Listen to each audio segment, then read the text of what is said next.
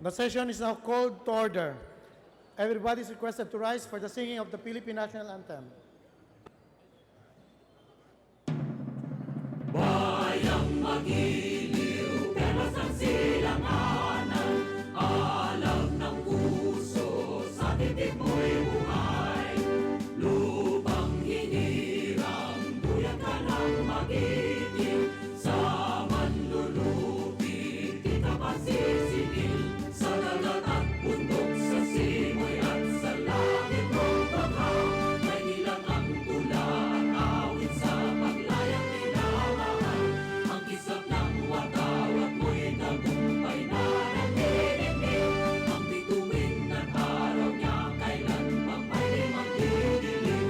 Lupa ng araw ng maraming pagsinta, buhay langit sa piling mo.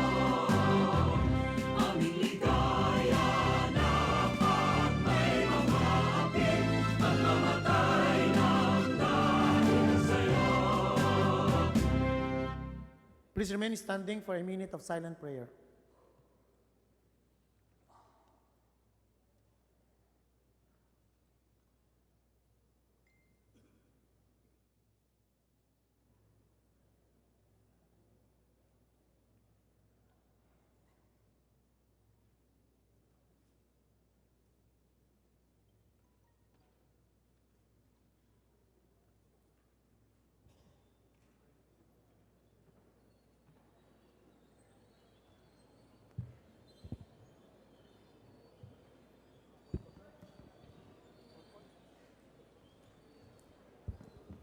Mr. Speaker, I move to call the roll.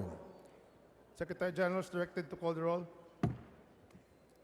Roll call of members, honorable representatives, Abaya, Abayon, Abellanosa, Abu, Abueg,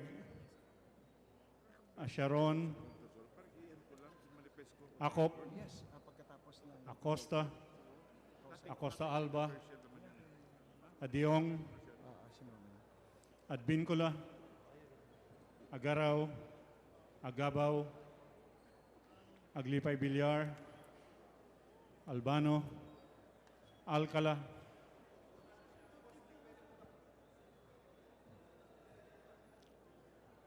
Alejano, Almario, Almonte, Alonte,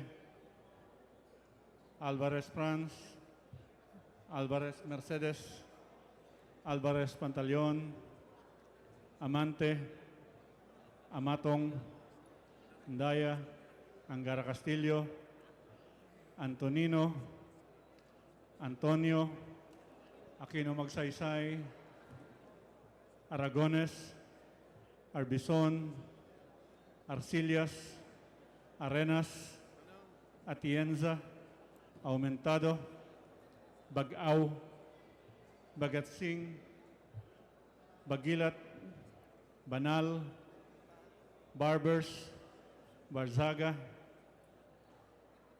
Batawil, Batocabe, Bautista Bandigan, Belaro, Belmonte, Feliciano, Belmonte Jose Christopher, Belmonte Ricardo, Benitez, Bernos, Bertiz, Biazon, Billones, Biron, Bolilia, Bondoc, Bordado, Bravo Anthony, Bravo Maria Vida, Brosas, Bulot Begtang, Cagas, Kalalang, Calderon, Calixto Rubiano, Caminero, Campos, Canama, Jari, Casilaw, Castelo, Castro Franz, Castro Pred, Catamco, Cayetano, Celeste, Serafica, Ceriles, Chavez, Chipeco, Co, Coanco, Collantes, Cortés, Cortuna, Cosalan, Crisologo, Cua, Quaresma, Cueva, Dalipe, Datol, Daza, De Jesus, De Venecia, De Vera, Defensor, Del Mar, Del Rosario, De Los Montalia, Dimaporo Abdullah, Dimaporo Muhammad, Duabit, Durano, D, Elago, Enverga, Erice, Erigel, Ermita Buhain, Escudero, Espina, Espino, Estrella, Eusebio, Ebardone, Fariñas, Fernando, Ferrer Juliet, Ferrer Luis, Feriol, Florendo, Flores, Fortun, Fortuno, Fuentebella, Garbin, Garcia Gwendolyn, Garcia Jose Enrique, Garcia Albano, Garin Oscar, Garin Sharon, Gasataya, Gatchalian, Heron, Go Ana Cristina, Go Mark, Gomez, Gonzaga, Gonzales Alexandria, Gonzales Aurelio, Gonzales Fernando, Goriseta, Gullias, Hernandez, Herrera D, Hopper, Halos Hos, Javier, Ko, Konghun, Labad-Labad, Lacson, Lagman, Lanete, Laugan, Lazatin, Liachon, Lee, Lim Kaishong, Lobregat, Lopez Benher, Lopez Carlo, Lopez Manuel, Loyola, Macapagal Arroyo, Maceda, Madrona, Malapitan, Manalo, Mangawang, Mangudadato Suharto, Mangudadato Sahid, Marcoleta, Marcos, Mariño, Marquez, Martinez, Matugas, Meliana,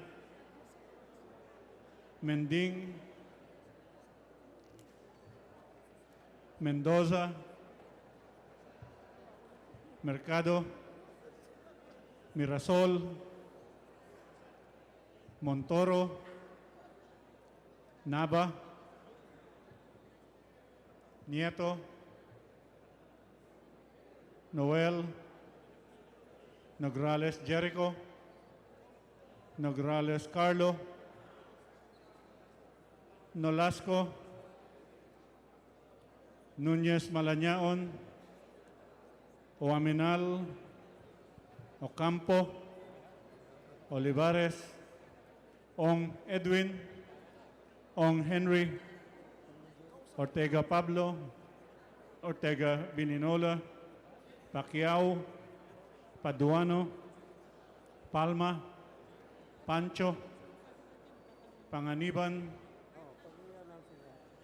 Panotes, Papandayan, Pichay,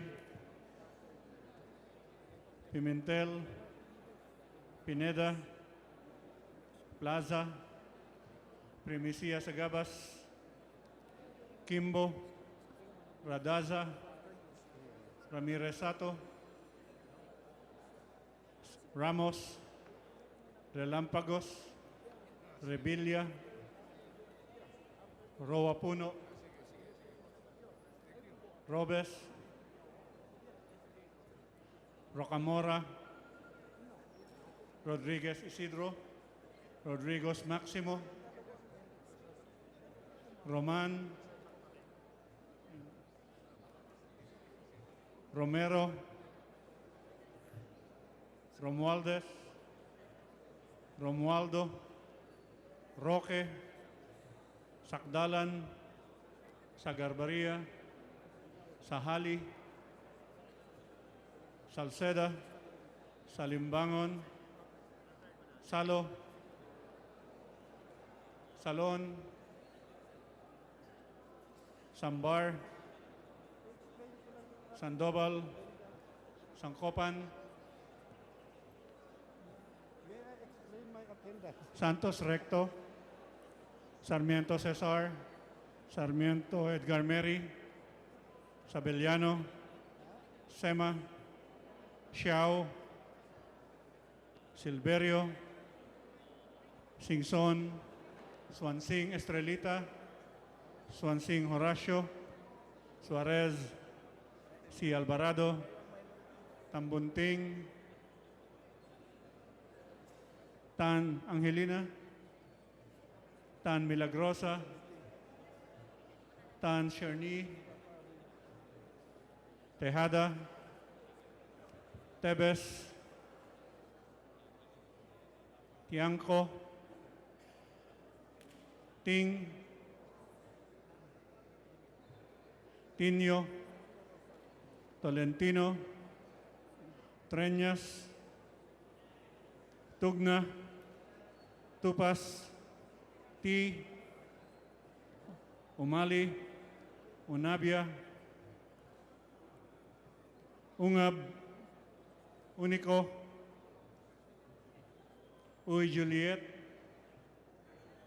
Uy Rolando, Uy Barreta, Vargas, Vargas Alfonso, Velarde, Velasco, Velasco Catera, Veloso, Vergara, Villafuerte, Villanueva, Villarraza Suarez, Villarica, Villarin, Present. May I explain? Biolago, Yap Arthur, Yap Melesio, Yap Victor, Yu, Zamora Maria Carmen, Zamora Ronaldo, Zarate, Subiri.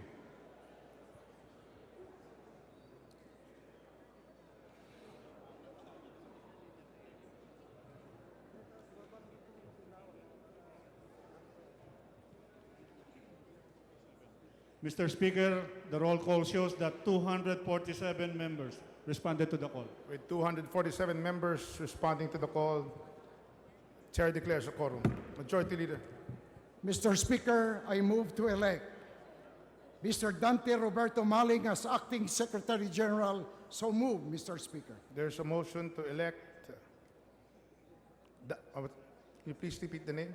Roberto Maling, Roberto Mr. Maling. Speaker. Bobby Maling. Roberto Bobby Maling as Acting Secretary General. Acting Secretary General. So move, Mr. Speaker. There's a motion. No objection. Motion is carried.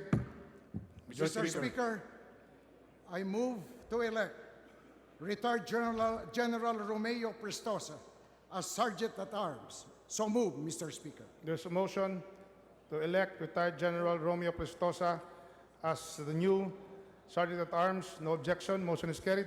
Mr. Speaker, Majority Leader. I move to elect Congressman Rolando Andaya Baist, Congressman Rodolfo Fariñas as Chairman of the Committee on Rules. There's a motion. No objection. Motion is carried. Mr. Speaker, Chairman of the Committee on point of order, Mr. Speaker. Mr. Speaker. Ito po, Mr. Speaker, point of order po. Yes, what is the point of order? Perhaps the nominee should not be the one presiding. Yes, I'm about to step down. Yes, sir. Yes, yes. Mas Thank you maganda very po much. yung pagka-elect nyo. Yes, sir. Thank you, I'm about to step down and relinquish my post as presiding officer. Parliamentary inquiry, Mr. Speaker. We are in the process. We have just elected a new majority leader. That person, myself, is about to take my oath taking. So may But you- before the oath taking, may I have a parliamentary inquiry? what is the inquiry? Yes, Mr. Speaker, because I noticed that we're electing a Sergeant at Arms, an acting Secretary General, a Majority Leader. Are we reconstituting the House of Representatives? No, we're just merely reorganizing it. We have already constituted ourselves as a Congress, and So- we're merely reorganizing. We are reorganizing the House of Representatives. Yes. Thank you, Mr. Speaker. Thank you very much. Session suspended.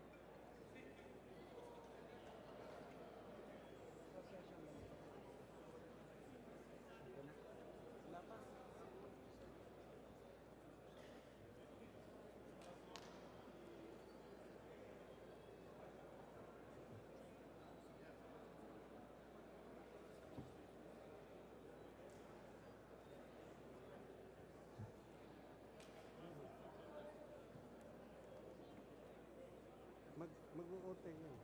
Inquiry yun.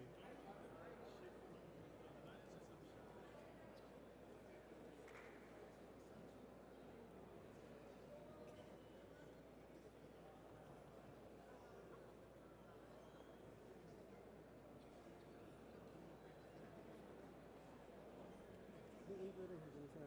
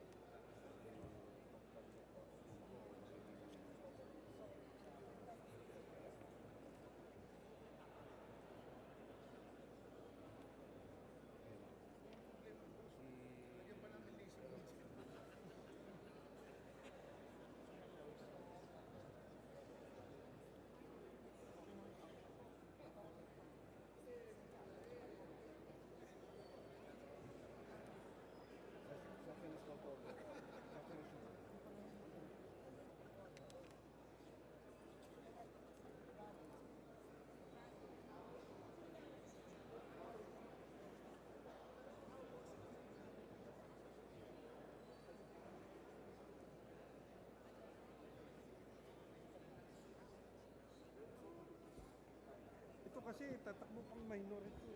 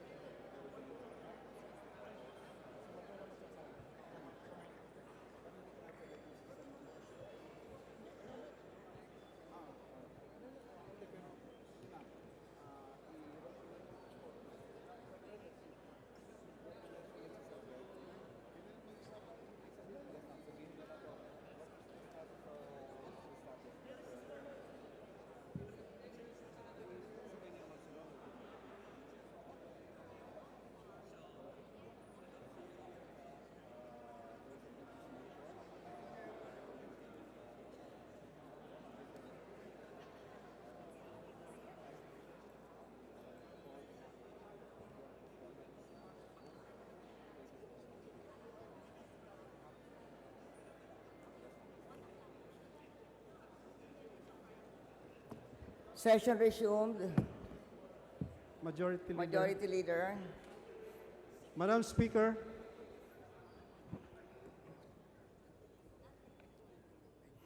Madam Speaker, I move that we proceed with the oath-taking of the duly Madam elected Speaker. Sergeant-at-Arms, Madam Speaker. Madam Speaker, parliamentary inquiry.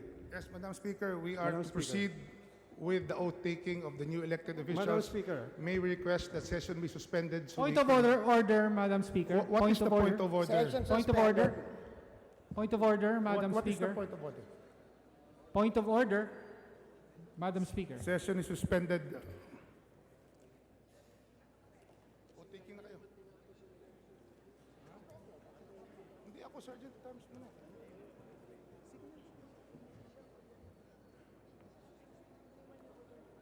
Yun lang makakapigil pag hindi Nang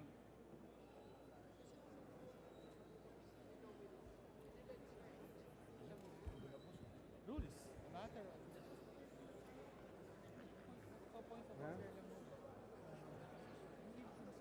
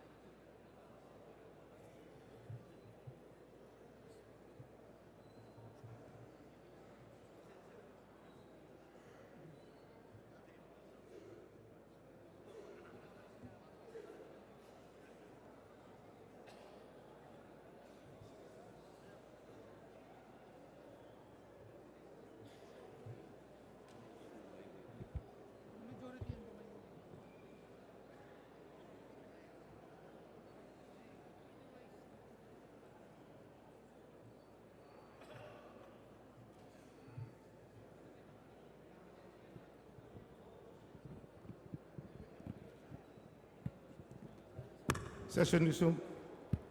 Majority Leader. Point of order, Mr. I reiterate my point of order. Yes, Mr. what is the Speaker. point of order? May we know the point of order? Yes, Mr. Speaker, I cite our rules, particularly Rule 2 on membership, Section 8, the majority and the minority. If I may read the rule, Mr. Speaker, members who vote for the winning candidate for Speaker shall constitute the majority in the House, and they shall elect from among themselves the majority leader. The majority leader may be changed at any time by a majority vote of all the majority members. That is the rule on selection of majority leader. Now, Mr. Speaker, Point of order, Mr. Speaker. Mis- Point of order. Mr. Speaker, I am still explaining my point of order, Mr. Speaker. If I may, I still have the floor. So, in the previous session, this body approved House Resolution 2025, which inserts into the record the result of voting for Speaker, Mr. Speaker.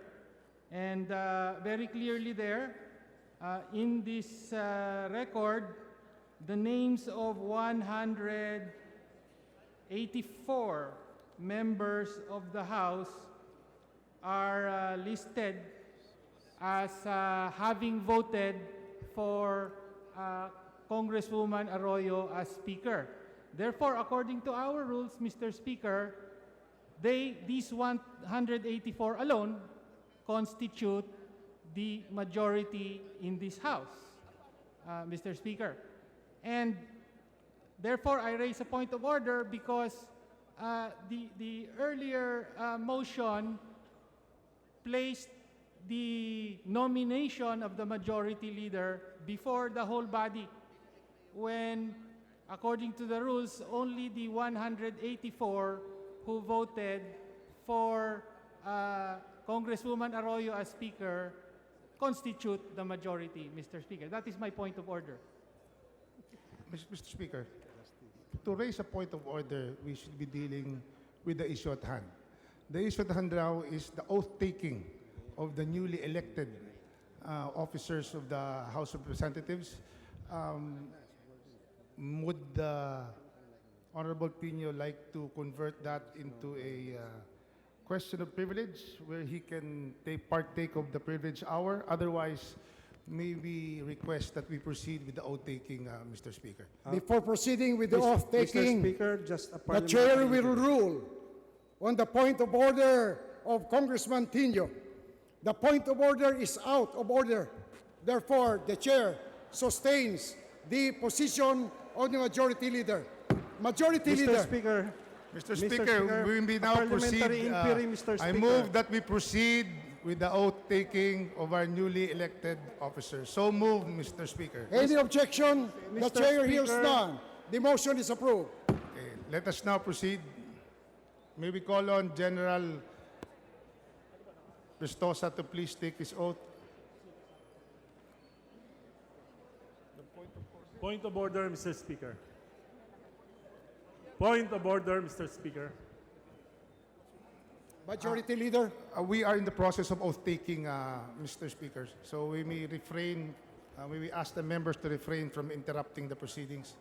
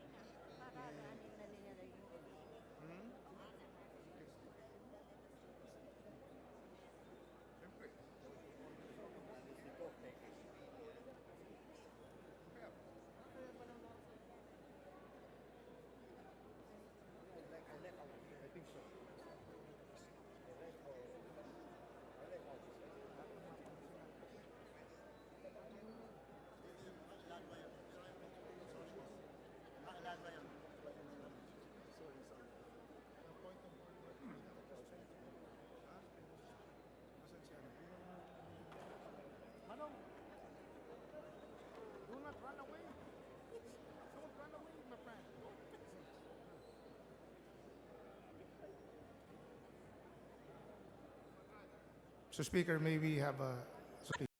Session suspended.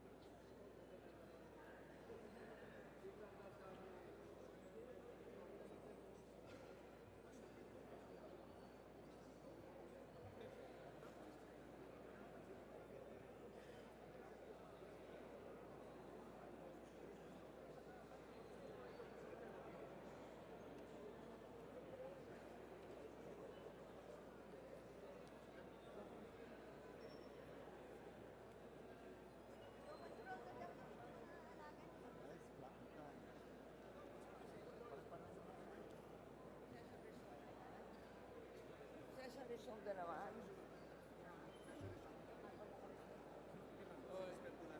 Okay. Session resumed. Majority Leader. Yes, ma'am. May we now proceed with the oath-taking of the new Sergeant at Arms in the person of retired General Romeo Prestosa.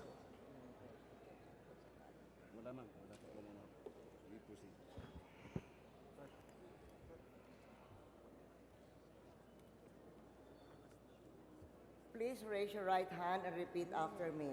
I name Romeo C. Prestosa, of Kasama naman tayo dati dun sa of the authentic minority. of San Nicolas, San Pangasinan, Nicolas, Pangasinan, having been elected as having been elected as Sergeant at Arms, hereby solemnly swear hereby solemnly swear that I will well and faithfully discharge that I will faithfully faithfully discharge to the best of my ability to the best of my the ability duties of my present position the duties of my present position and of all others I may hereafter hold and of all others I may hold under the Republic of the Philippines, under the Republic of the Philippines, that I will support and defend that I will support and defend the Constitution of the Philippines, the Constitution of the Philippines, that I will bear true faith and allegiance to the same, that I will bear true faith and allegiance to the same, that I will obey the laws, that I will obey the law, legal orders, legal orders, and decrees and decrees promulgated by promulgated the duly constituted authorities by the duly constituted authorities of the Republic of the Philippines, of the Republic of the Philippines, and that I impose this obligation and that I impose this obligation upon myself voluntarily, without without mental reservation mental reservation or purpose of evasion. or purpose of evasion. So help me God. So help me God. Congratulations. Thank you very much. Session suspended. Congrats. Pangasinan, congrats. Congrats, Pangasinan.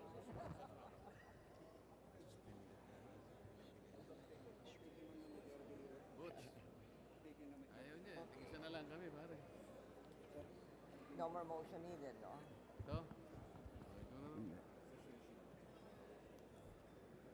Session resumed. Madam Speaker, I move that the elected majority leader ascend to take his oath of office, Madam Speaker. There being no objection, the majority leader is invited to ascend.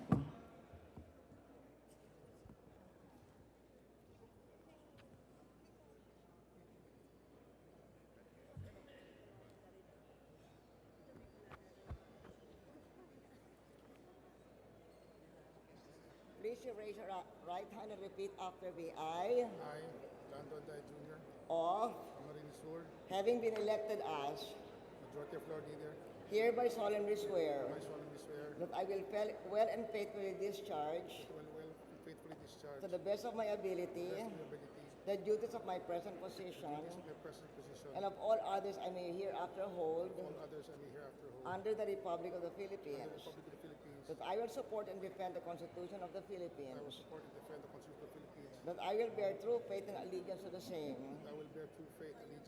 and that I will obey the laws, legal orders, and decrees promulgated by the duly constituted authorities of the Republic of the Philippines, that I impose this obligation upon myself voluntarily, without mental reservation or purpose of evasion, so help me God. Congratulations. Session suspended. Congratulations, people. Congratulations. Congratulations. Ito naman, Bicol.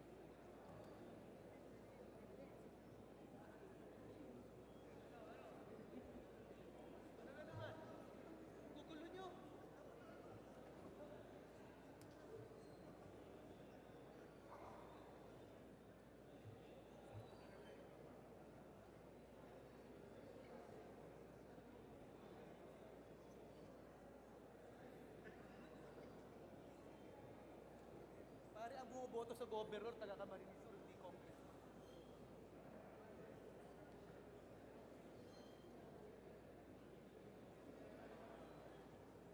Yeah, just to be read into the meeting.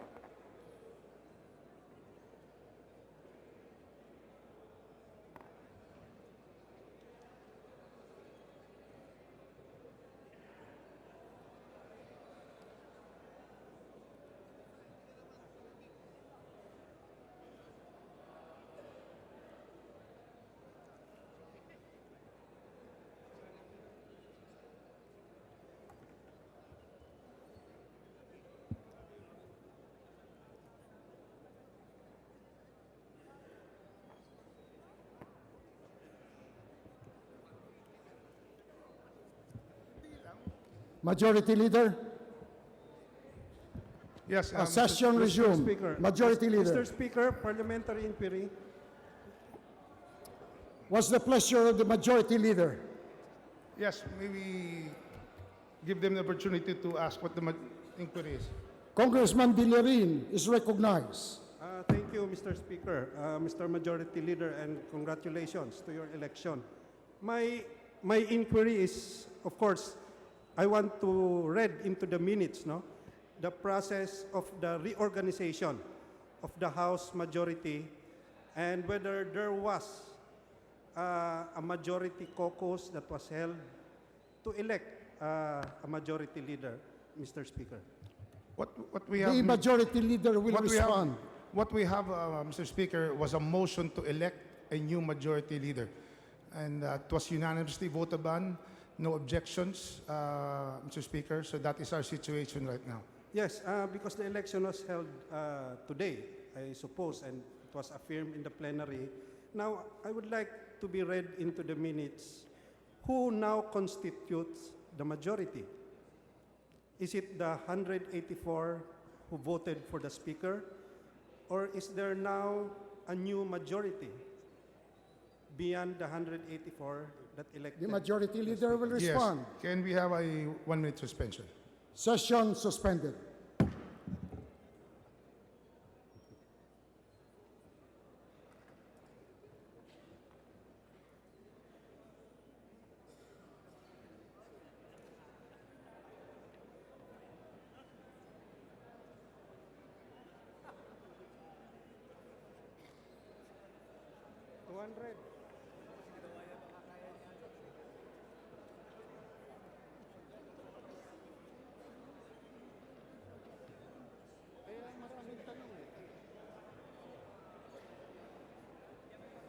Have been accepted.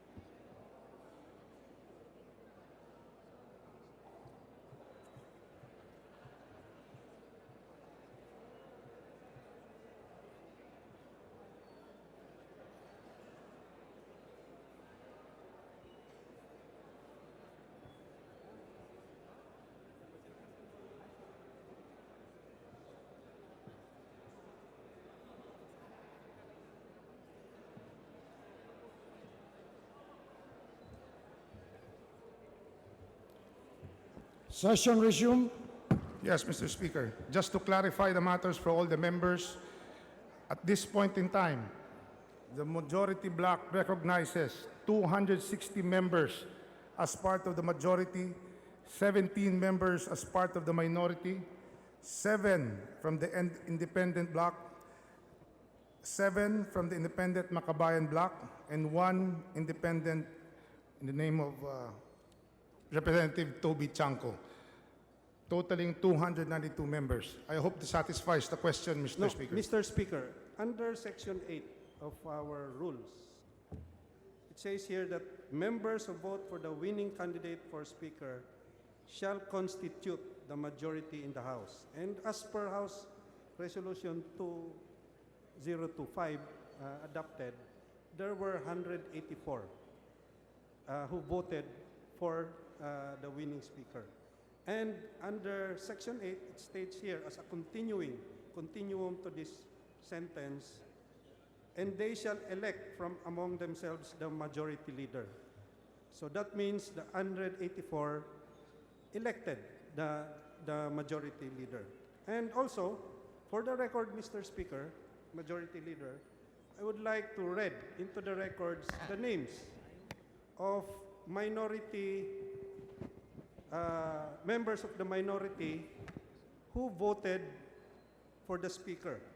Namely, number 1, Representative Harlene Abayon. Number 2, Representative Arlene Arcillas. Number 3, Representative Lito Atienza. Number 4, Representative John Bertis. Number 5, Representative Anthony Bravo. Number 6, Mr. Speaker, point of order. and Representative Seriaco Calalan. Point of order, Mr. I just Speaker. want to read the names of those who vote. It's all in House Resolution 20225, Mr. Speaker. And would the good majority leader, Speaker, confirm that indeed these 40 names, as I've mentioned, who were in the minority, voted for the Speaker? There is a point of order, Mr. Majority Leader. What's the pleasure of the Mr. Majority Speaker, Leader? a parliamentary inquiry is not the subject of debate. It's not a subject of debate, Mr. Speaker. I just want to point out that it's in the records of the House, and I would just like May I reiterate my point of order, Your Honor? A parliamentary inquiry is not the subject of that debate. constitute the majority. Once the Mr. majority Speaker. leader already explained his Mr. Speaker. Majority answer, Leader. Yes, it can Mr. no longer Speaker. be a matter of May debate, we Mr. allow Speaker. the majority leader to speak? I will answer Proceed.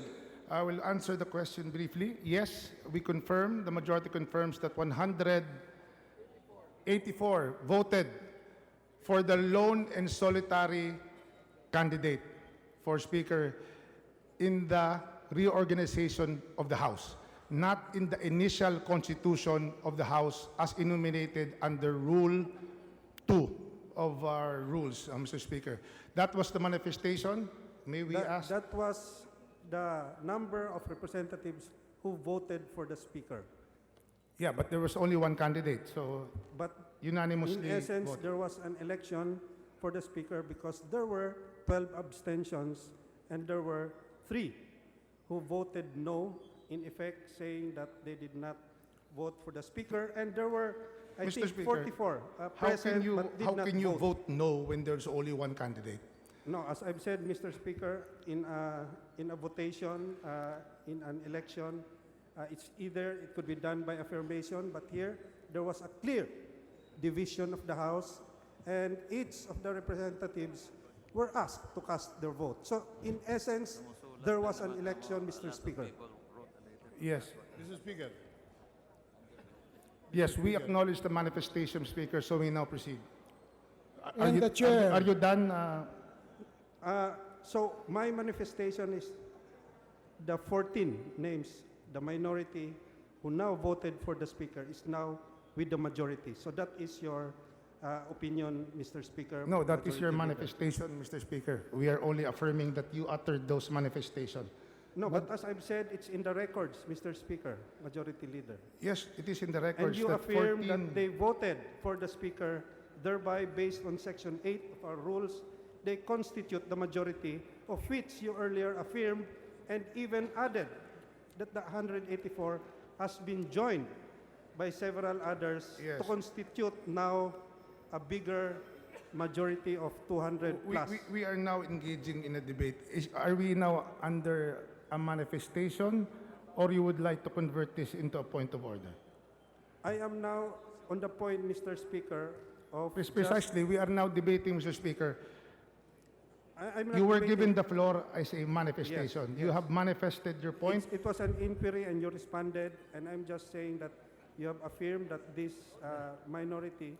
The are now majority with the leader has majority. already explained to Congressman Villarini's position. Mr. And the Speaker, chair I'm- sustains the majority leader. No, I'm asking. Majority leader, proceed. Thank you, Mr. Speaker. Thank you, Majority Leader. Thank you. Thank you very much. So let's proceed. On part of the majority, we would like to elect for the Committee on Rules, Congressman Rodante Marcoleta, Vice Juan Pablo Bondoc. Mr. Speaker, I so move. Any objection? The chair hears none. The motion is approved. Again, on the part of the majority, as regards the Committee on Accounts, we would like to move to elect Congresswoman Yeda Romualdez, Vice Eileen Ermita. So Any moved. objection? The chair hears none. The motion is approved. 1 minute suspension, Mr. Speaker. Session suspended.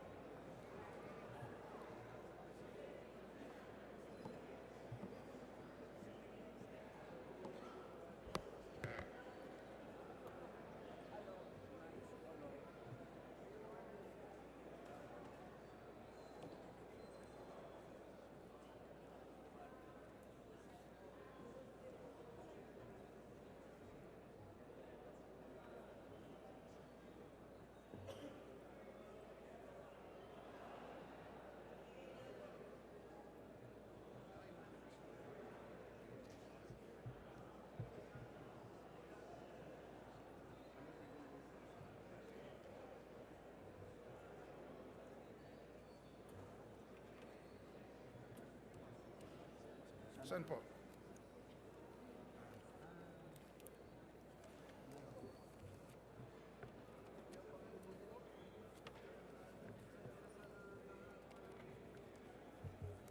Hindi, akin po ito.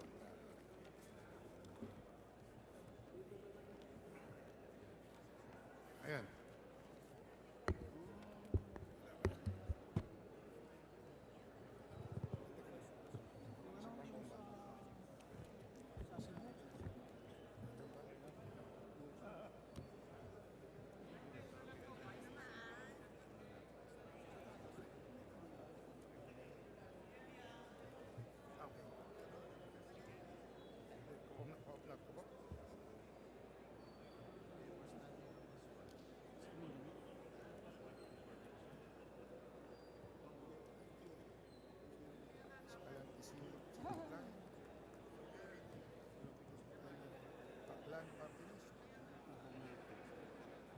Okay, mamaya po.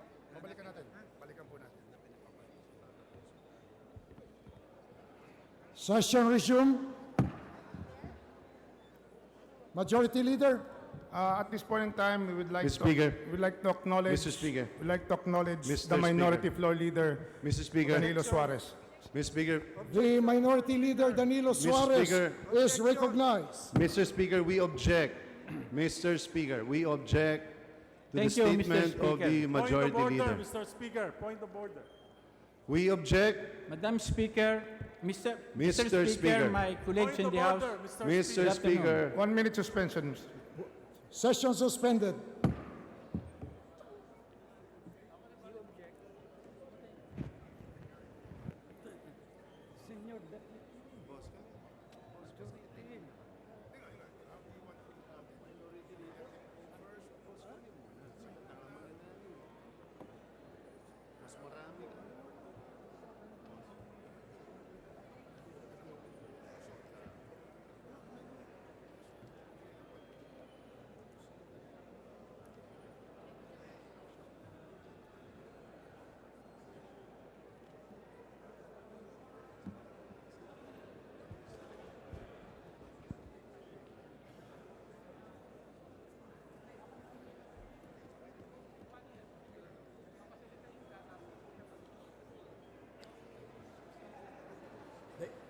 Enforcer.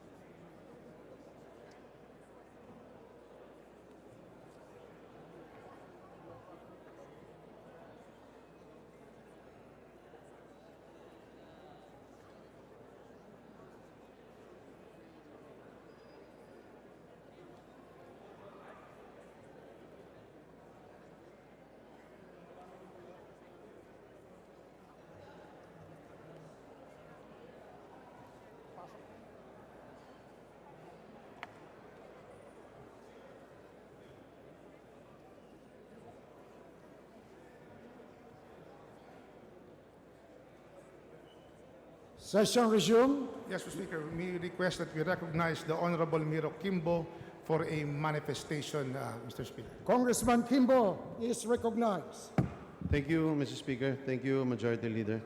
We'd like to put on record, Mr. Speaker, that on the 25th of July, 2018, a day after we had voted and elected the former President, Gloria Macapagal-Arroyo, as the new Speaker of the House, the members of the minority were organized on 25 July as well as on 30 July, consisting of individuals who are on record on House Bill 2025 as having both abstained and said no. Let me state the individuals who joined or became part of the minority by virtue of their vote. The following representatives: Representative Francis Abaya, Representative Kakabagaw, Teddy Bagilat, George Bolet Banal, Jose Christopher Belmonte, Gabriel Bordado, Arlene Brosas, Raul A. Daza, Christopher De Venecia, Edgar Erice, Edsel Lagman, Jocelyn Limcay Chong, Romero Miro Kimbo, Antonio El Tino, Carlos Isagani Zarate, and at the same time, we likewise admitted upon application based on our rules the following representatives: Representative Gary Alejano, Representative Ariel Kaayik B. Casilaw, the Honorable Representative Franz L. Castro, and the Honorable Emmy De Jesus, Representative Sarah Jane Elago, Representative Josephine Nene Ramirez Sato, and Representative Tomasito S. Villarin. Pursuant to Section 8, Rule 2 of our rules, we organized ourselves, we elected a minority leader based on the rules, we addressed and sent the letter as provided for in the rules to the Honorable Speaker Gloria Macapagal-Arroyo. We have likewise informed the Sergeant-at-Arms, including the Secretariat of this action.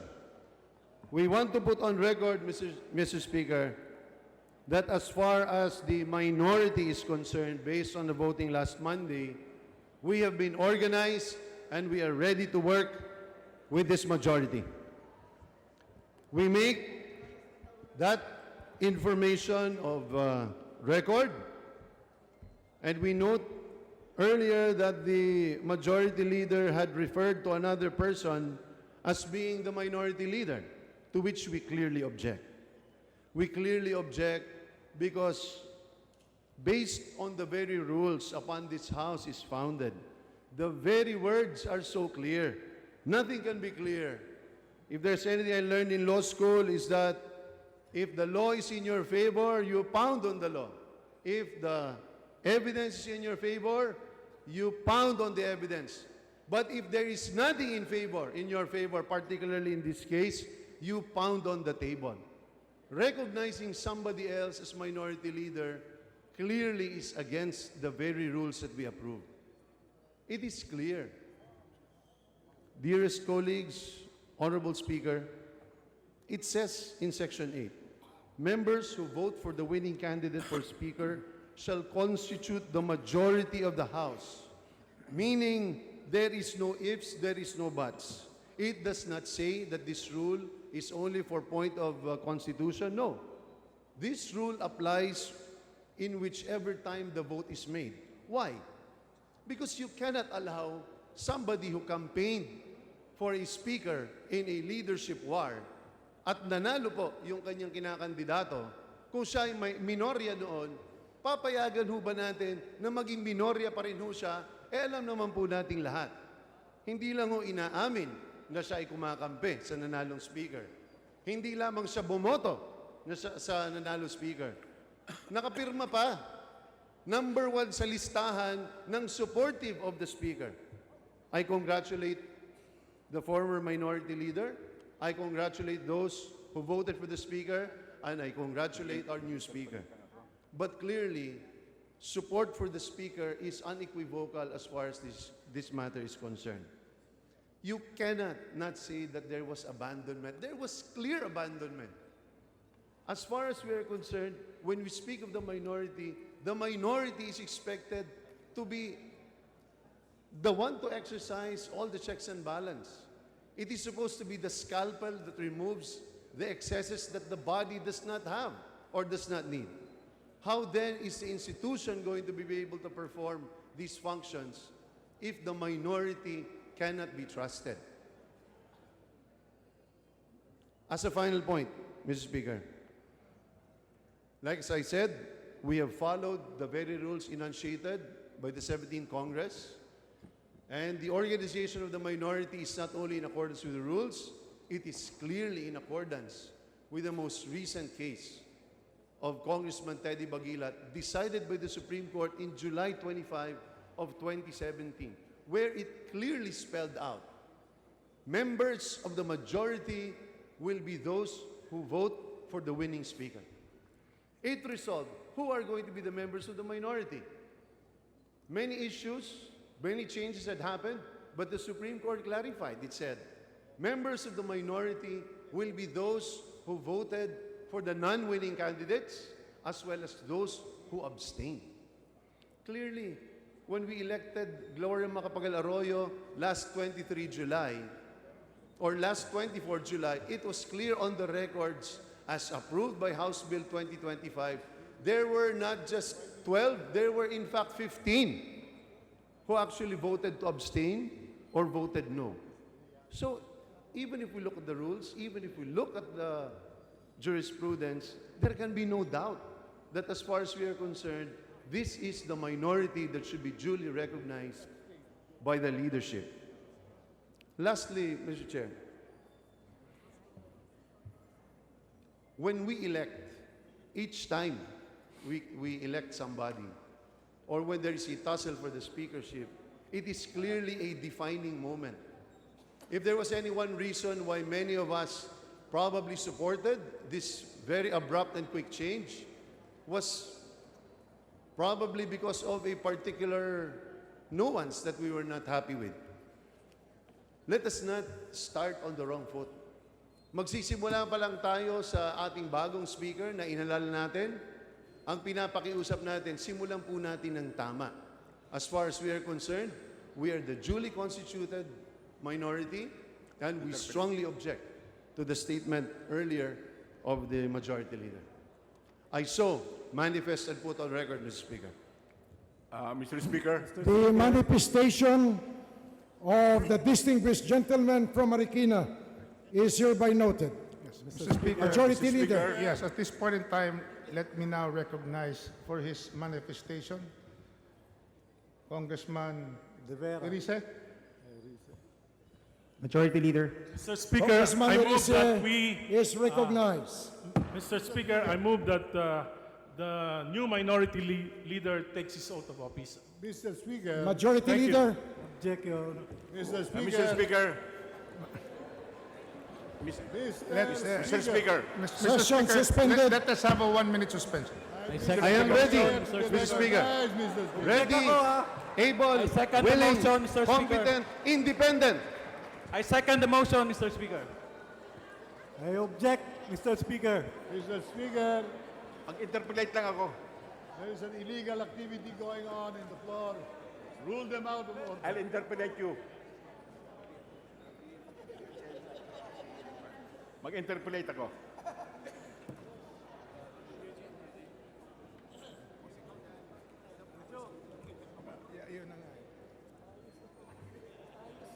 Session resumed. Yes, Speaker, just to have an orderly proceeding.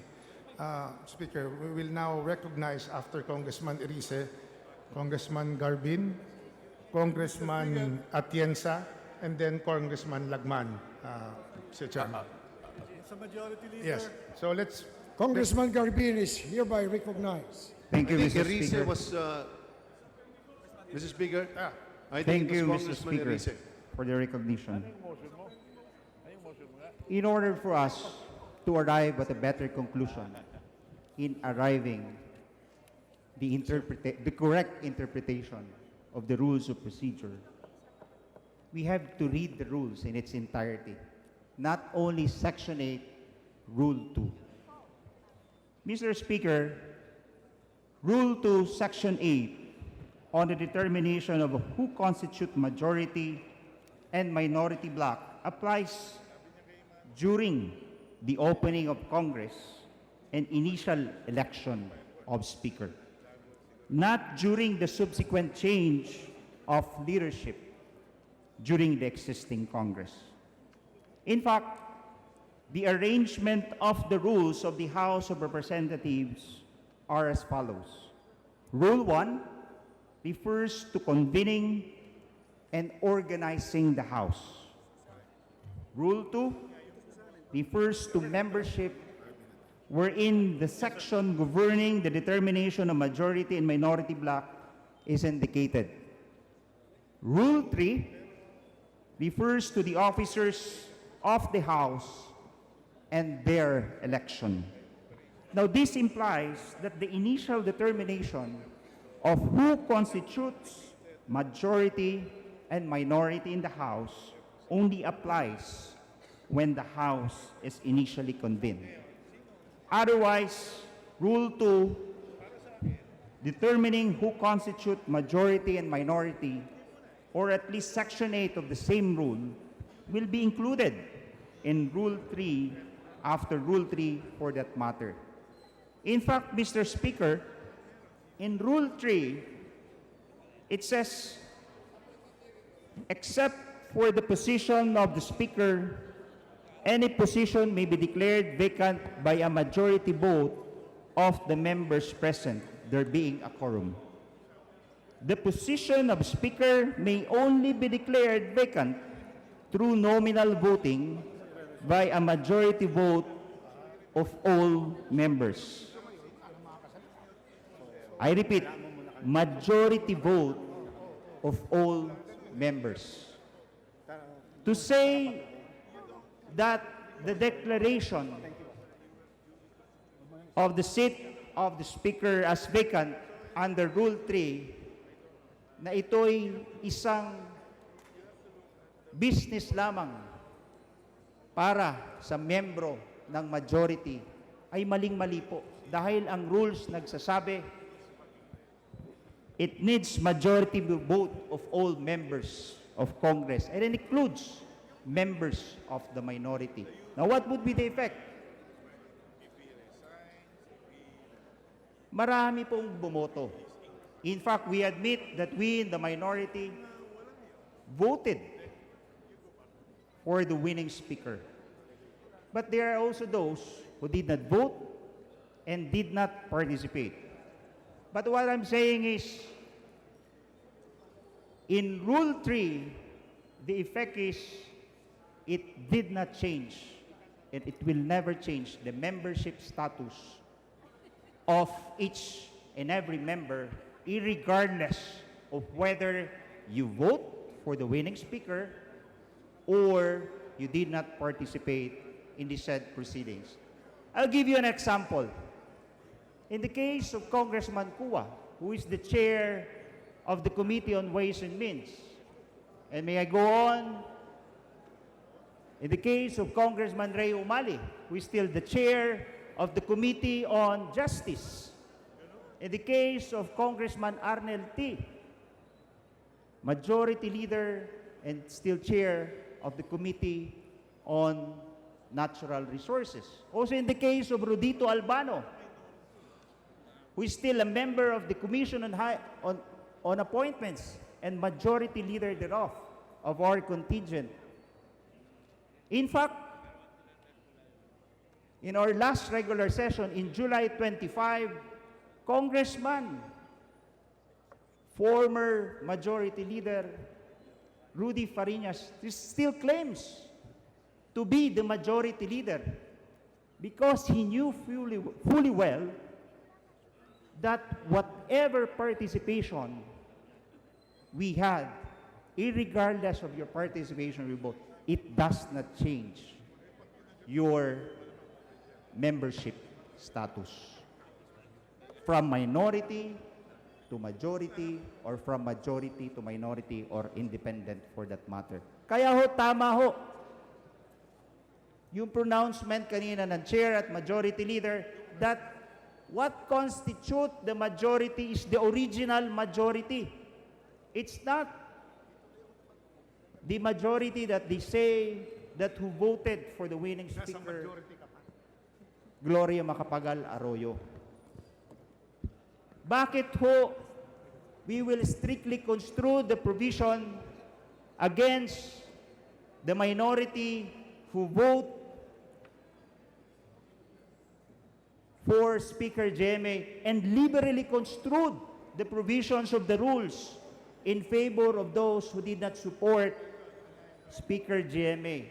Ang tanong ko, bakit ho when Speaker GMA called for the respective chairman of each standing and respective committees to appear before his office and buckle up and proceed with all the committee hearings. In fact, bukas, meron pang hearing ang Committee on Ways and Means. Chairperson, Congressman Dax Cua.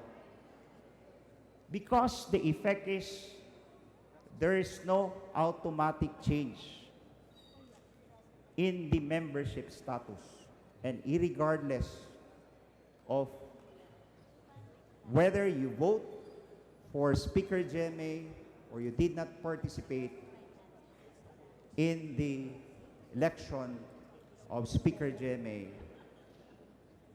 it does not alter your membership status. Thank you, Mr. Speaker. The manifestation of Speaker. Congressman Garbin is hereby noted. Thank you, Majority Mr. Leader. Speaker. Before we proceed, we would like to move that we convert the manifestation of the Honorable Kimbo into a privileged speech to allow a full-blown debate on the matter. So move, Mr. Speaker. Any objection? The chair hears none. The motion is approved. Next to interpolate the Honorable... Mr. Chair, may I respond? Yes, please. May we recognize Congressman Kimbo. Thank you. I'd like to compliment how great a lawyer Congressman Pido Garbin is. Talagang kahit huling-huli na, kaya pang ipagtanggol. First point, sabi po ni Attorney Garbin, Congressman, representative of Ako Bicol Party List, sabi niya, hindi mag-a-apply ang usapin o ang basic parliamentary, internationally recognized, even in the smallest countries of Africa, na pag bumoto ka sa mayorya o bumoto ka sa nanalo speaker, your majority. Hindi daw nag-a-apply yon. Nag-a-apply lamang daw po yon kapag sa unang beses na tayo ay itinatatag. The first time we are constituted. He cites the very title of the rule. Section 8 is found in Rule 2, which is membership. Rule 2 specifies the specific roles and duties of each one. It characterizes how you become a majority, how you become a minority, how you transfer. Kanino ka magpapaalam? Saan ka pupunta? Ikaw ba ay magiging independent? Ikaw ba ay pupunta sa purgatorio? Dito lahat nakalagay. Rule 2, membership. This covers everything that involves membership. Hindi totoo na ang rule na yan ay para lamang sa Constitution or when we organize ourselves for the first time on our very first meeting. Dahil kung totoo po yun, yung rule na yan, inilagay yan dapat sa Rule 1. Ang Rule 1 nakalagay, convening and organizing the House. Kung totoo po na yung rule na yan ay nag-a-apply lamang during the convening of the House, dun sana nilagay yan ng napakagaling na gumawa ng ating rules na si Congressman Rudy Fariñas. Hindi po, inilagay niya yan sa Rule 2 because precisely it was meant to cover the decorum kung paano ang mga miyembro itratrato. So, that is without any doubt. Because if we are to apply and accept his definition na ang rules ito nag-a-apply lang kapag when we constitute ourselves for the first time, ang katanungan, what then is the rule pagkatapos? Wala na palang rule? So, ibig niyo pong sabihin, kung tatanggapin ko ang definition na yon, ang majority leader. Isipin niyo lang mga kasama, may majority leader tayo, nagkaroon ng dispute kung sino magiging speaker, may sinuportahan siya, nakipaglaban siya, nakipagbakbakan siya. Bumoto siya sa isang kandidato na hindi nanalo. Ibig mo sabihin, hanggang sa kinabukasan, naging general ka, 5-star general ka dun sa natalo, hanggang matapos ang digmaan, kinabukasan mag-aantay ka pa, bago ka palitan? Hindi. Pumili ka na eh. You took a side, so when you took a side, then you are choosing what character you will be here in the House of Representatives. Panghuli, kasi sinabi po ni Congressman Pido, tama eh.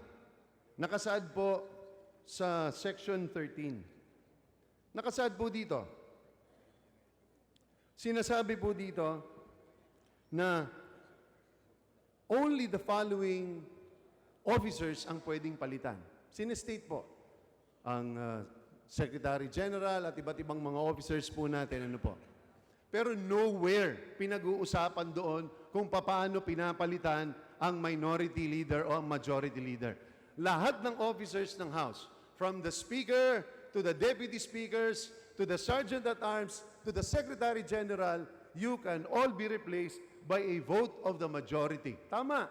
What is the exception? Speaker. Ang sa Speaker, majority, pero kailangan viva voce, nominal voting. Magsabi ka kung saan ka tataya. Yan ang malaking pinagkaiba. Pero bakit wala doon ang minority at majority? It's not being mentioned how the minority leader can be replaced. Why? Because lahat ito subject to the will of the majority. You can be replaced as Secretary General, as Deputy Speaker, once there is a majority, provided there is a quorum. Pero bakit wala sa minority? Because the minority cannot be raided or dislodged by the majority. If we are to follow his logic, sasabihin natin, Mr. Minority Leader, pwede ka palang palitan. Paano? By a vote of all the members of the majority. Where is the sanctity of the independence of the minority? If we are to follow that kind of skewed logic, that logic will lead to the oppression and tyranny of the majority. Pwede ka palang palitan just because bumoto ang mayorya ng ating mga kasama?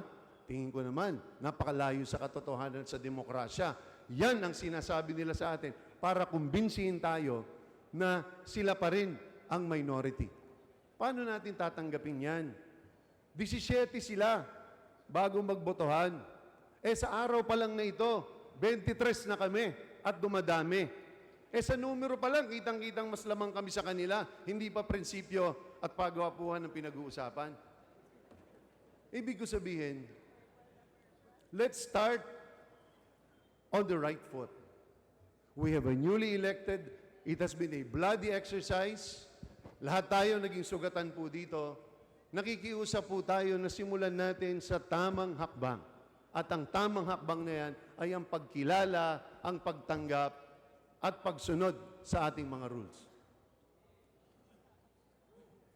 Mr. Speaker. Majority Leader. We now recognize Thank you, Mr. Congressman Speaker. Garbintis. Naiintindihan ko po ang For a moment, is it a reply or a rejoinder to rejoinder. You to have the- 5 minutes. Thank you, Mr. Speaker. Naiintindihan ko po ang sentimento ng magaling na abogado, Congressman Miro Kimbo.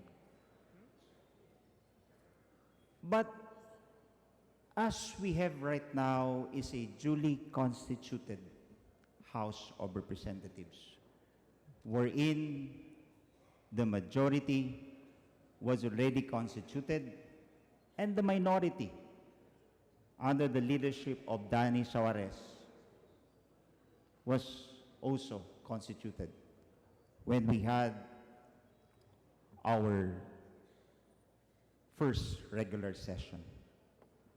In fact, in the case of Bagilat versus Alvarez, the minority status of the minority group that was led now by Congressman Danny Suarez has not changed.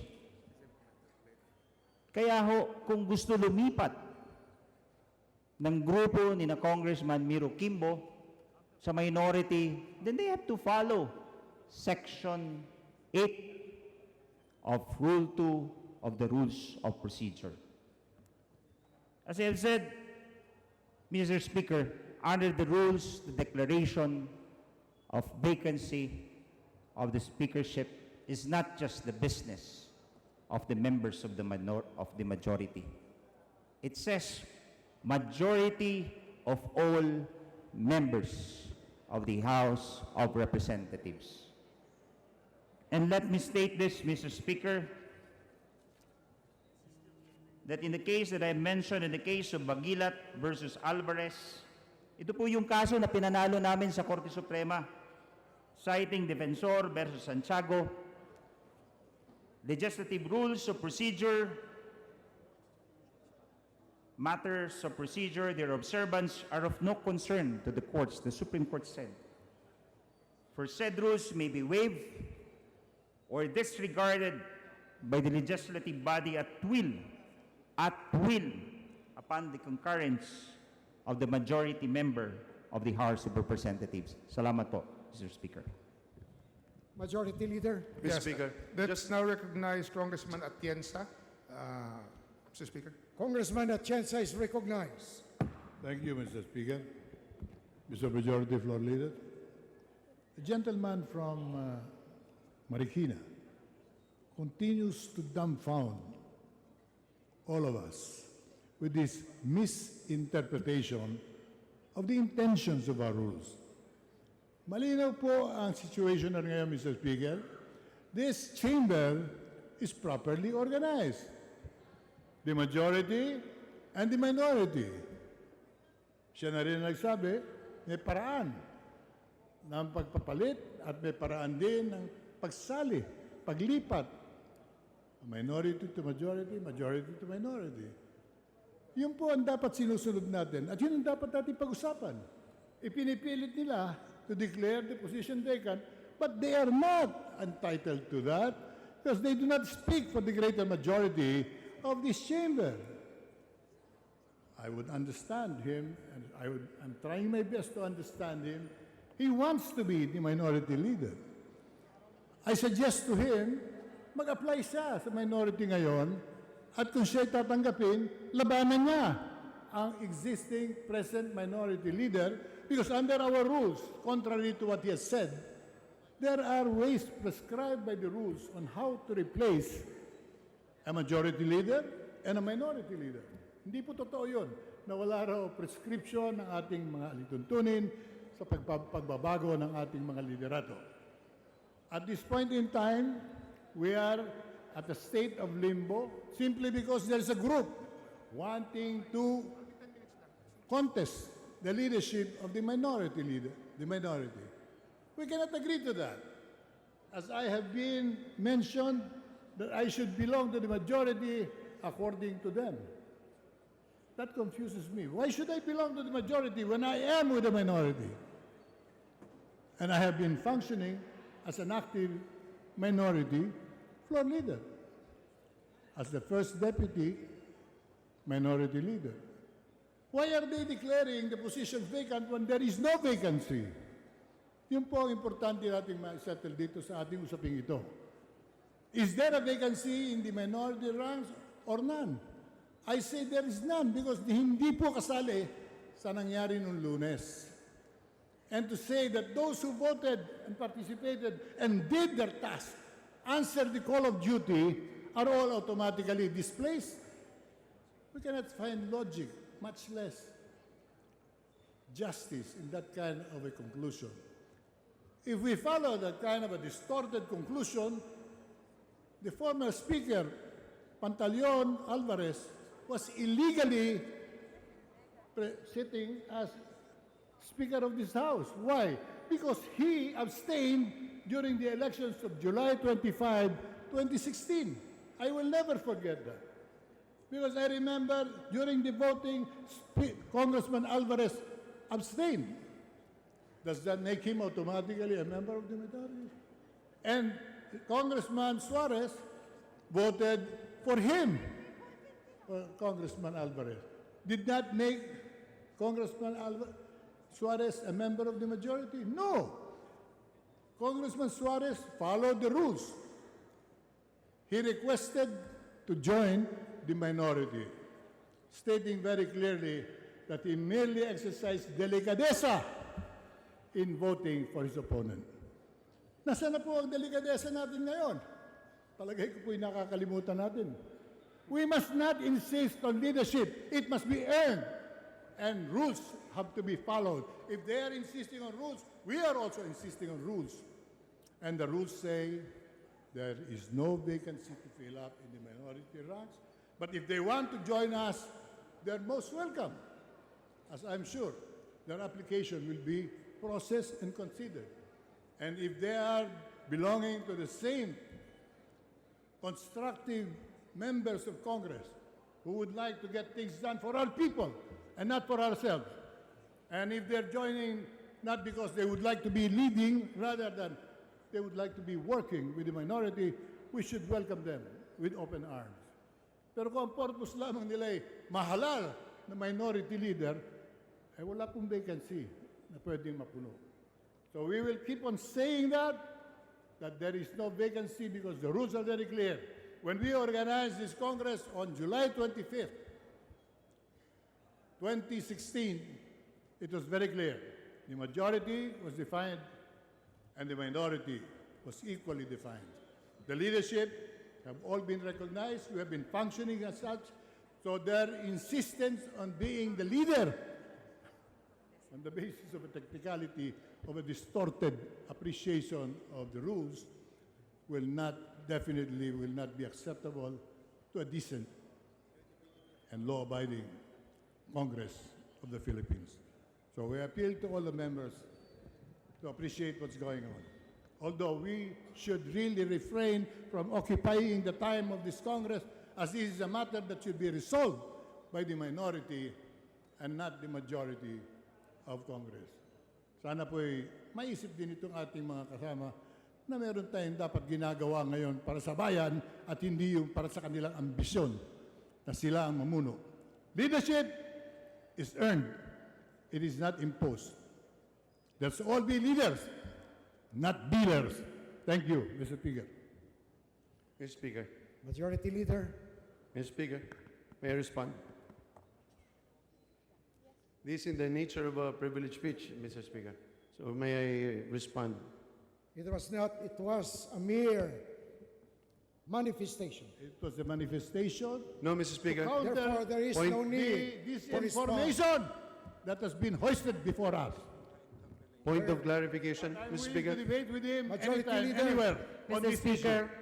I move that we recognize the Honorable Ed Salakman of the 1st District of Albay. Mr. Speaker, So moved, I have Mr. not been Speaker. able to The respond. distinguished congressman from Albay is recognized.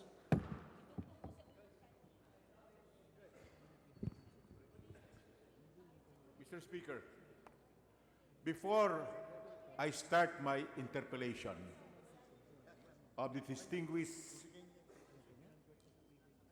representative from Marikina City, I think we owe him that opportunity to answer the points raised by Representative Lito Atienza. Because those statements by the Buhay Party List representative were in the nature of an interpellation, which should be answered by Representative Miro Kimbo.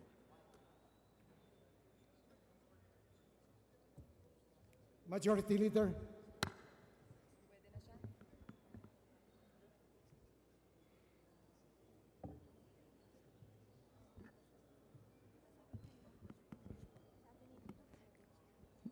Mr. Speaker, I move that we recognize the Honorable Kimbo for his response. So move. Before we recognize Congressman Kimbo, I would like to ask the Congressman from Albay whether he is yielding his time to Congressman Kimbo. No, Your Honor. I have my own time. Any manifestation or privileged speech before this House is subject to interpellation.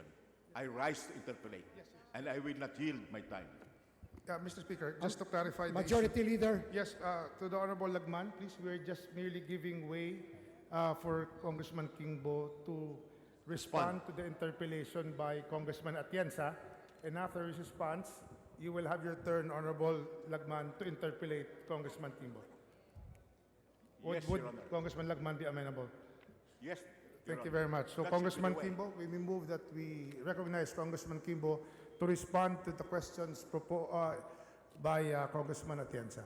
While the chair maintains his position that a mere manifestation is not an interpellation, the chair yields to the motion of the Majority Leader to recognize Congressman Kimbo to reply to the manifestation of Congressman Atienza. Thank you, Mr. Chair. I will be very brief. There is no change of rules that we are seeking here. We are merely enforcing it. The rules are clear, rules that had been clarified not only in the last voting, clarified by no less than Congressman Lito Atienza when he asked then the interim Majority Leader, when we organized, kung maalala po ninyo, itinanong ho niya, sabi niya, bago tayo nagkabotohan, and I quote, "Can we be clarified as to who becomes part of the minority or majority?" In so eloquent words, the then interim Majority Leader, Congressman Fariña, said, malinaw, kapag kayo ay bumoto sa nanalo, you are part of the majority.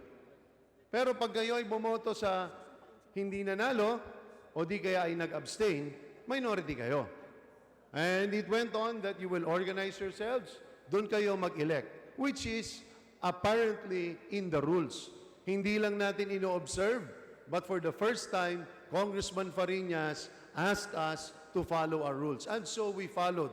We abandoned yung ating mga traditions na kung sino yung pangalawang pinakamataas becomes the automatic minority leader because tama si Congressman Fariñas. Malinaw sa rules na ang minority will elect themselves. Hindi lang ho tama ang sinabi niya.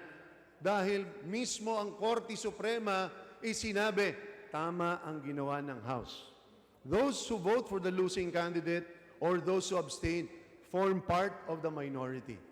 Hindi sinabi doon na ang rules yan mag-a-apply lang kung sa simula. Walang ganun. Kasi otherwise, walang magiging rule sa kahit anong change of leadership kung pa-applyin lang ho natin yan sa simula. So we are not changing it. What in fact they are trying to change is they are changing it after the results have already come out. At the very least, noong 2016 when we started, bago nagkabotohan, nilinaw muna. Sinabi ni Congressman Fariñas, malinaw ha, pag stepping ka sa basketball, outside ka, turnover. Ito, stepping na. Biglang sinasabi, time out yan. Ang ibig sabihin, time out. Hindi yan stepping. Hindi naman pwedeng palitan ng rules. Tapos na yung laro. Ha? Hindi naman namin matatanggap po yun. Pangalawa, sabi nila mag-apply sila. Mag-apply kami sa minority. Sa tingin niyo ba tatanggapin kami? Eh pagkatagal-tagal na namin gusto mag-apply, hindi kami tinatanggap. Why will they accept us? We are more than they are. So why in the heaven's name will they allow themselves to be dislodged? So that is obviously the greatest, simplest, but it's a trap nonetheless. Panghuli, we are in a state of limbo, as they say, only because of their own act. Gusto na natin simulan ng trabaho. Matagal na pong humahanap ng resolusyon sa lahat ng ating usapin. Ang sinasabi nga po natin, simulan natin. If it is ambition, gusto ko rin manalamin sila. Tumingin sila sa salamin at tingnan nila, sino kaya ang mas ambisyoso sa ating lahat? Yung sumusunod sa rules o yung hindi sumusunod sa rules? Totoo. Leadership is earned. I agree. But I need to say, leadership is also never bought.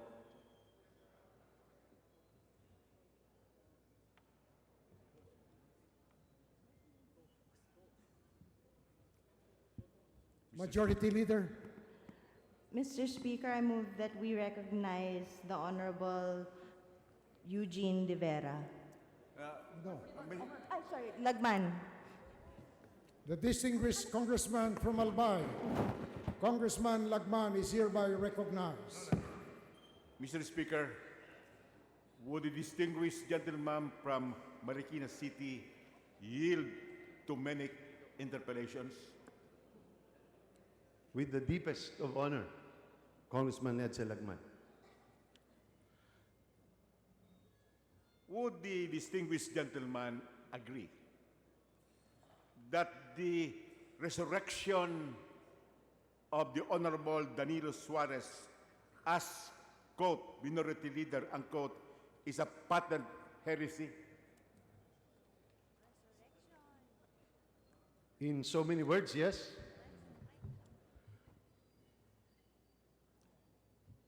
Mr. Speaker,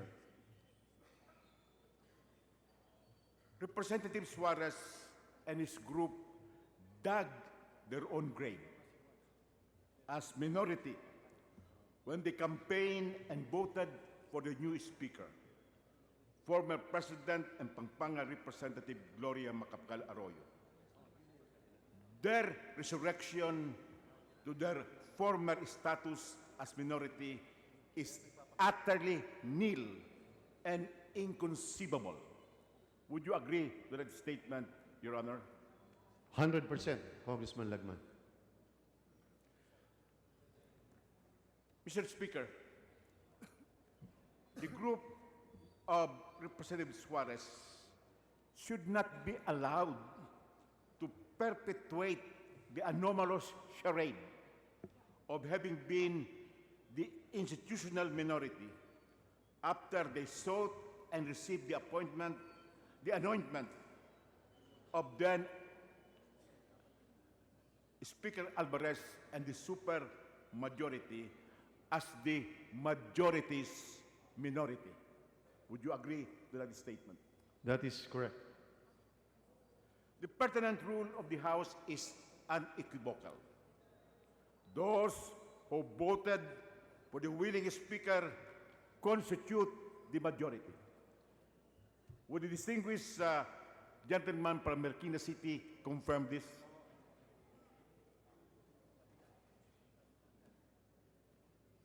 Yes, absolutely. Representative Suarez and his group do not deny that they voted for Speaker Mapagal Arroyo, as reflected in no less than Resolution number 2025, which sought to validate the election of Speaker GMA, to which was attached the record of those who voted for the new Speaker, which included Suarez and his group, those who voted against, and those who abstained. Is that correct? That is correct. Since Representative Suarez and his group vigorously campaigned for Speaker Macapagal Arroyo, and their signatures in the manifesto endorsing reelection are indelible, indelible,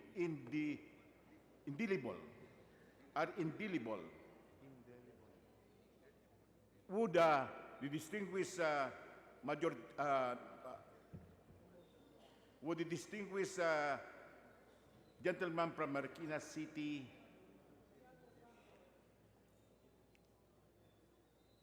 contend that this group do not have any iota of legitimacy They have no...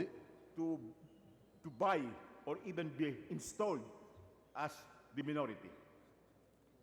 I cannot find any possible legal explanation on how somebody who admittedly campaigned, worked for the installation of the new speaker, and yet will remain as minority leader. I cannot find any legal or moral justification. The pertinent rule, as amended and confirmed by the Supreme Court in Bagilat versus Alvarez, is that those who abstain from voting for the speaker belong to the majority, just like the 12 members of the Liberal Party who will abstain on record and subsequently their allies in the minority. Would you agree to that statement? The record is very clear.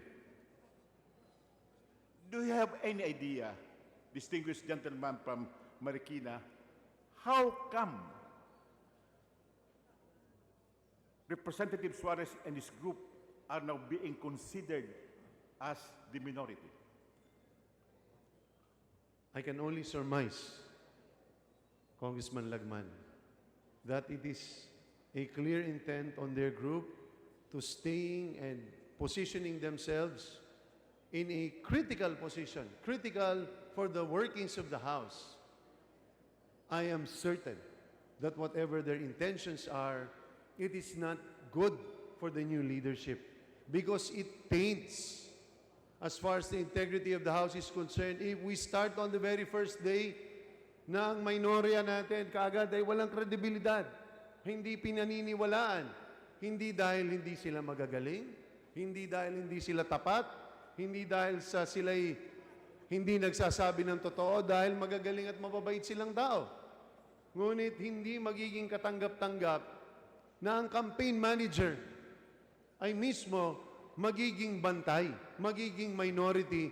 Yan naman ang isang bagay na tingin ko hindi nagdadala ng pagtitiwala sa ating Kamara. Mr. Speaker, the posturing of Representative Suarez and his group that only the position of the Speaker was declared vacant and consequently all other positions, including that of minority leader, remain the same, is destitute of legal anchorage. Would you agree to that proposition? Absolutely. Mr. Speaker, any change in the leadership of a legislative assembly, like the House of Representatives, necessarily results in changes in the composition of the majority and minority in the chamber. Would you agree to that? Yes, I do, Congressman Lagman. This is inevitable because a change of leadership automatically carries with it the shifting of alliances and loyalties. Absolutely. In fact, Mr. Speaker, any change that has happened before always carried out a certain degree of changes along with the other positions.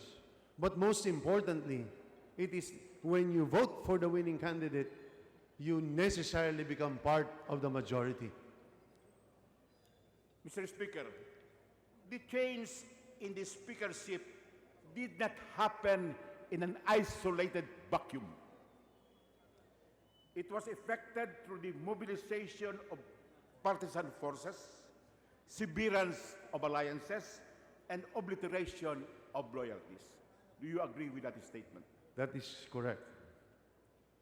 No less than the Supreme Court opined that the election of the Speaker will determine the constituency of the majority and the minority. Let me repeat that. No less than the Supreme Court has opined that the election of the Speaker will, and I quote, determine the constituency of the majority and the minority, unquote. Would you adhere to that Supreme Court observation? I agree with it because it is founded on our rules and founded on the Constitution. Mr. Speaker, the effect and consequence of an election of a Speaker, either at the inception of a new Congress or during the incumbency of an existing Speaker, is the same, pursuant to the rules that those who voted for the winning Speaker shall constitute the majority, and those who abstain shall belong to the minority. Would you agree to that statement? That is correct. And let me emphasize that there can be no rhyme or reason. Walang pwedeng maging paliwanag na ang Section 8, first 3 paragraphs ay tumutukoy lamang sa usapin ng pag-i-elect sa unang pagkakataon. At hindi po pwedeng i-invoke nila ang Section 13 on vacancy as the means by which papalitan natin ang ating mga opisyal kapag kalagitnaan na.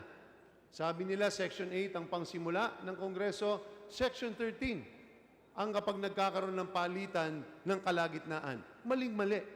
Dahil ang Section 13, malinaw nakasaad.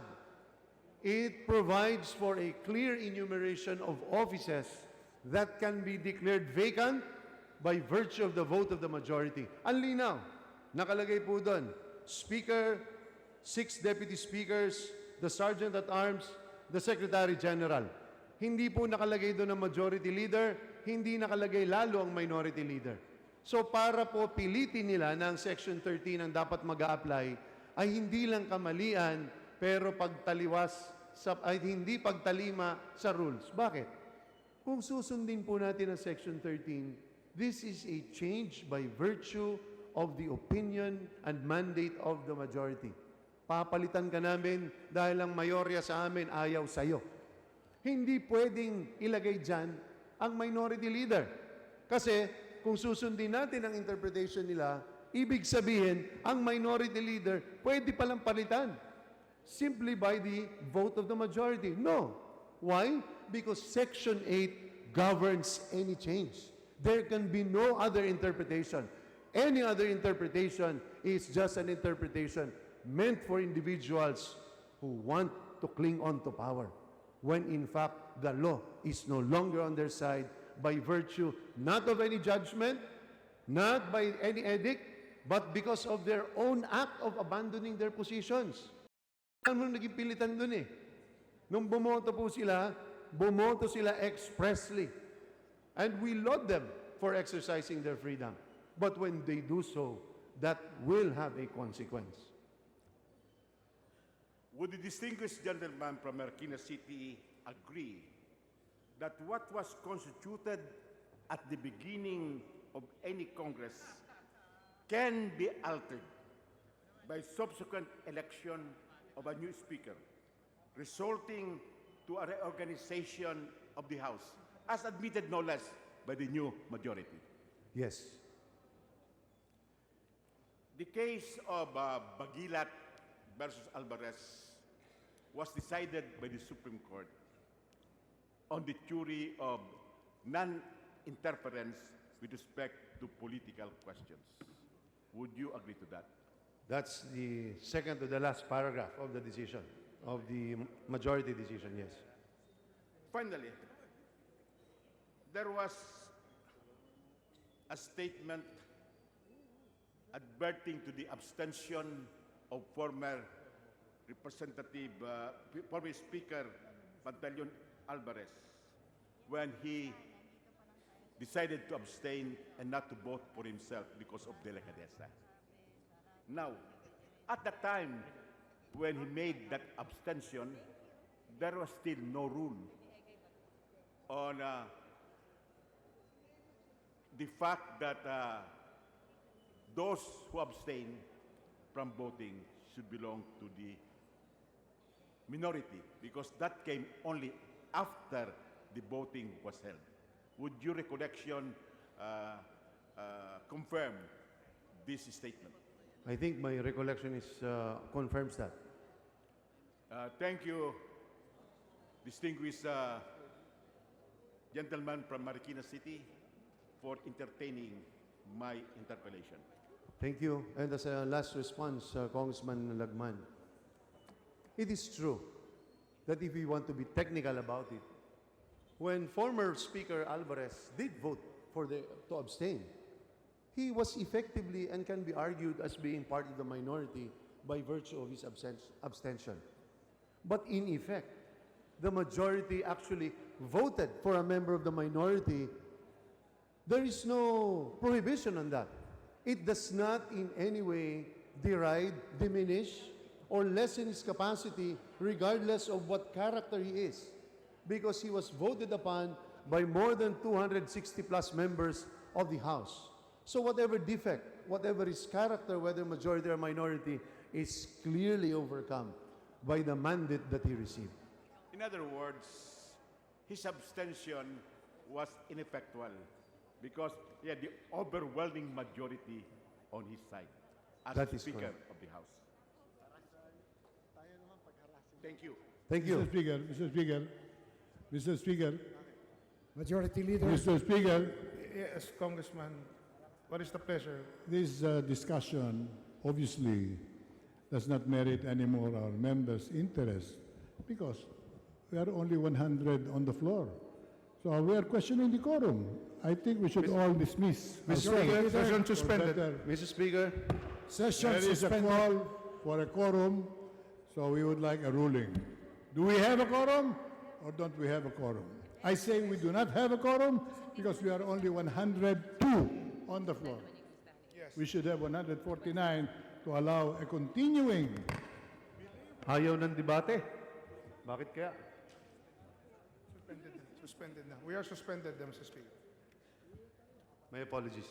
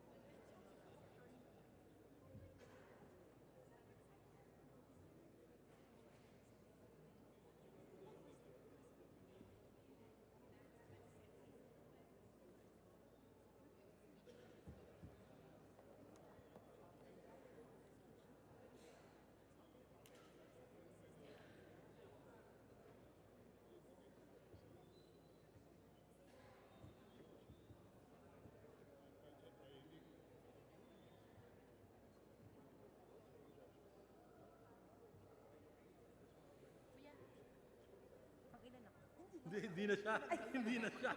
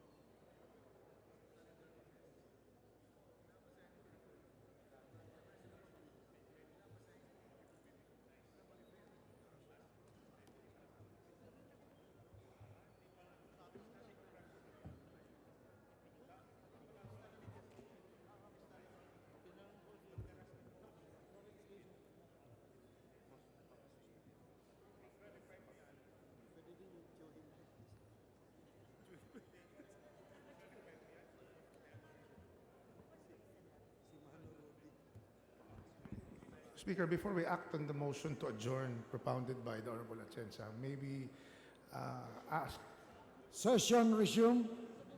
before we act on the motion to adjourn, the Honorable Kimbo has a manifestation.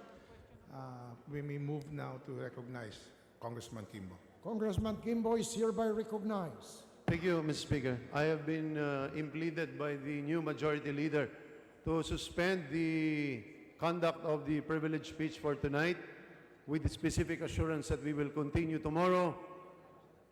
Who are we to refuse the newly minted majority leader? We now recognize for his manifestation Congressman Rodolfo Fariñas. The distinguished gentleman from Ilocos Norte is hereby recognized. Thank you, Mr. Majority Leader. Thank you, Mr. Speaker. I wish to make manifest that I will have risen on the floor also in the matter of the statement that the gentleman from Quezon is the minority leader. We also want to be clarified as to how the leadership arrived at the number 17 of minority when in fact this representation as well as my other 12 colleagues wrote to the Speaker and the minority leader because we believe that the acting minority leader now is Eugene De Vera because all of them in the minority went to vote with the majority. So we will raise these concerns tomorrow and we subscribe to the questioning. And may I just state on record that the one who questioned the quorum is the former senior deputy minority leader who is now claiming that they are still the minority. It seems unfair that we will not be given an opportunity to discuss all of these matters, but they are the ones questioning the quorum after they have gave their manifestations. I was waiting patiently, Mr. Speaker, and we could discuss this matter because this is of utmost importance. Tomorrow, we know that the Committee on Appropriations will begin deliberations on the budget. Who will be the minority there?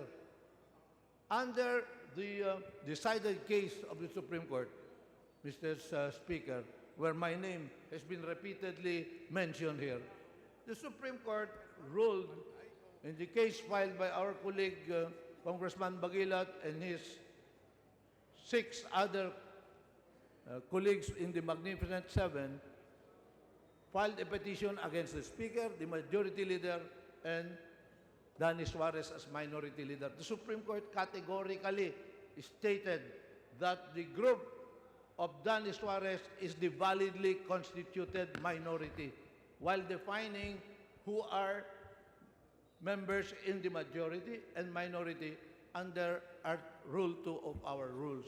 Now, on Monday, there were some activities here or proceedings which are certainly not found in our rules.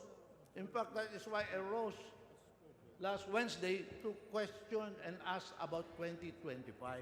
But then the body decided to adopt 2025 and it ratified the illegal proceedings. So after the ratification of the illegal proceedings, there is no longer any question about the legitimacy of Speaker Gloria Macapagal Arroyo. Following that ratification by the plenary, we signified that we were joining the minority, and as ruled by the Supreme Court, the duly constituted minority is the group of Suarez. Unfortunately, Suarez left the minority and joined the majority. That is the clear status here. Let us not confuse ourselves. It cannot be said it will be a mockery and a malady, Mr. Speaker. The minority has no business in electing the Speaker. Precisely, they became as minority under the doctrine because they did not vote for the winning Speaker. So they are now a class of their own. They are the minority. But when Danny Suarez, the former minority leader, led the ouster against the duly constituted Speaker of the House, he jumped ship from the minority and joined the majority. It is on record, Mr. Speaker, that what we approve here is Resolution 2025, and as an integral part of that resolution is the list of 184 members who voted for the new Speaker. Those are the majority members of the majority now, Mr. Speaker.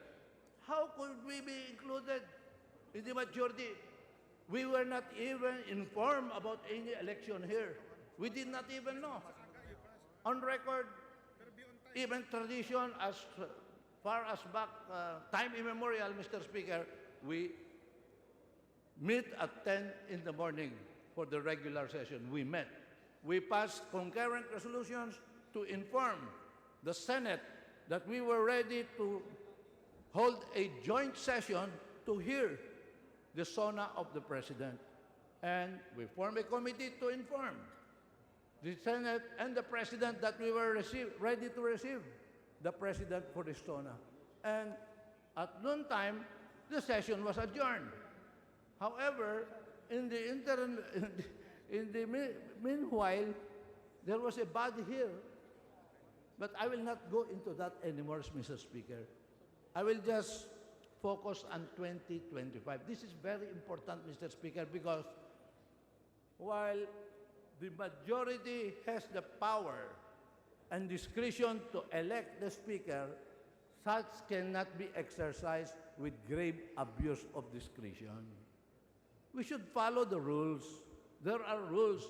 Otherwise, when a gathering of 184 members, even when it is not a scheduled session, when they are drunk, they will say, we will change the Speaker, and they will do it. That is not allowed. We were adjourned, Mr. Speaker. But now, after we adopted 2025, it is already cast in stone that the 184 who voted for Speaker Gloria Macapagal Arroyo are the majority.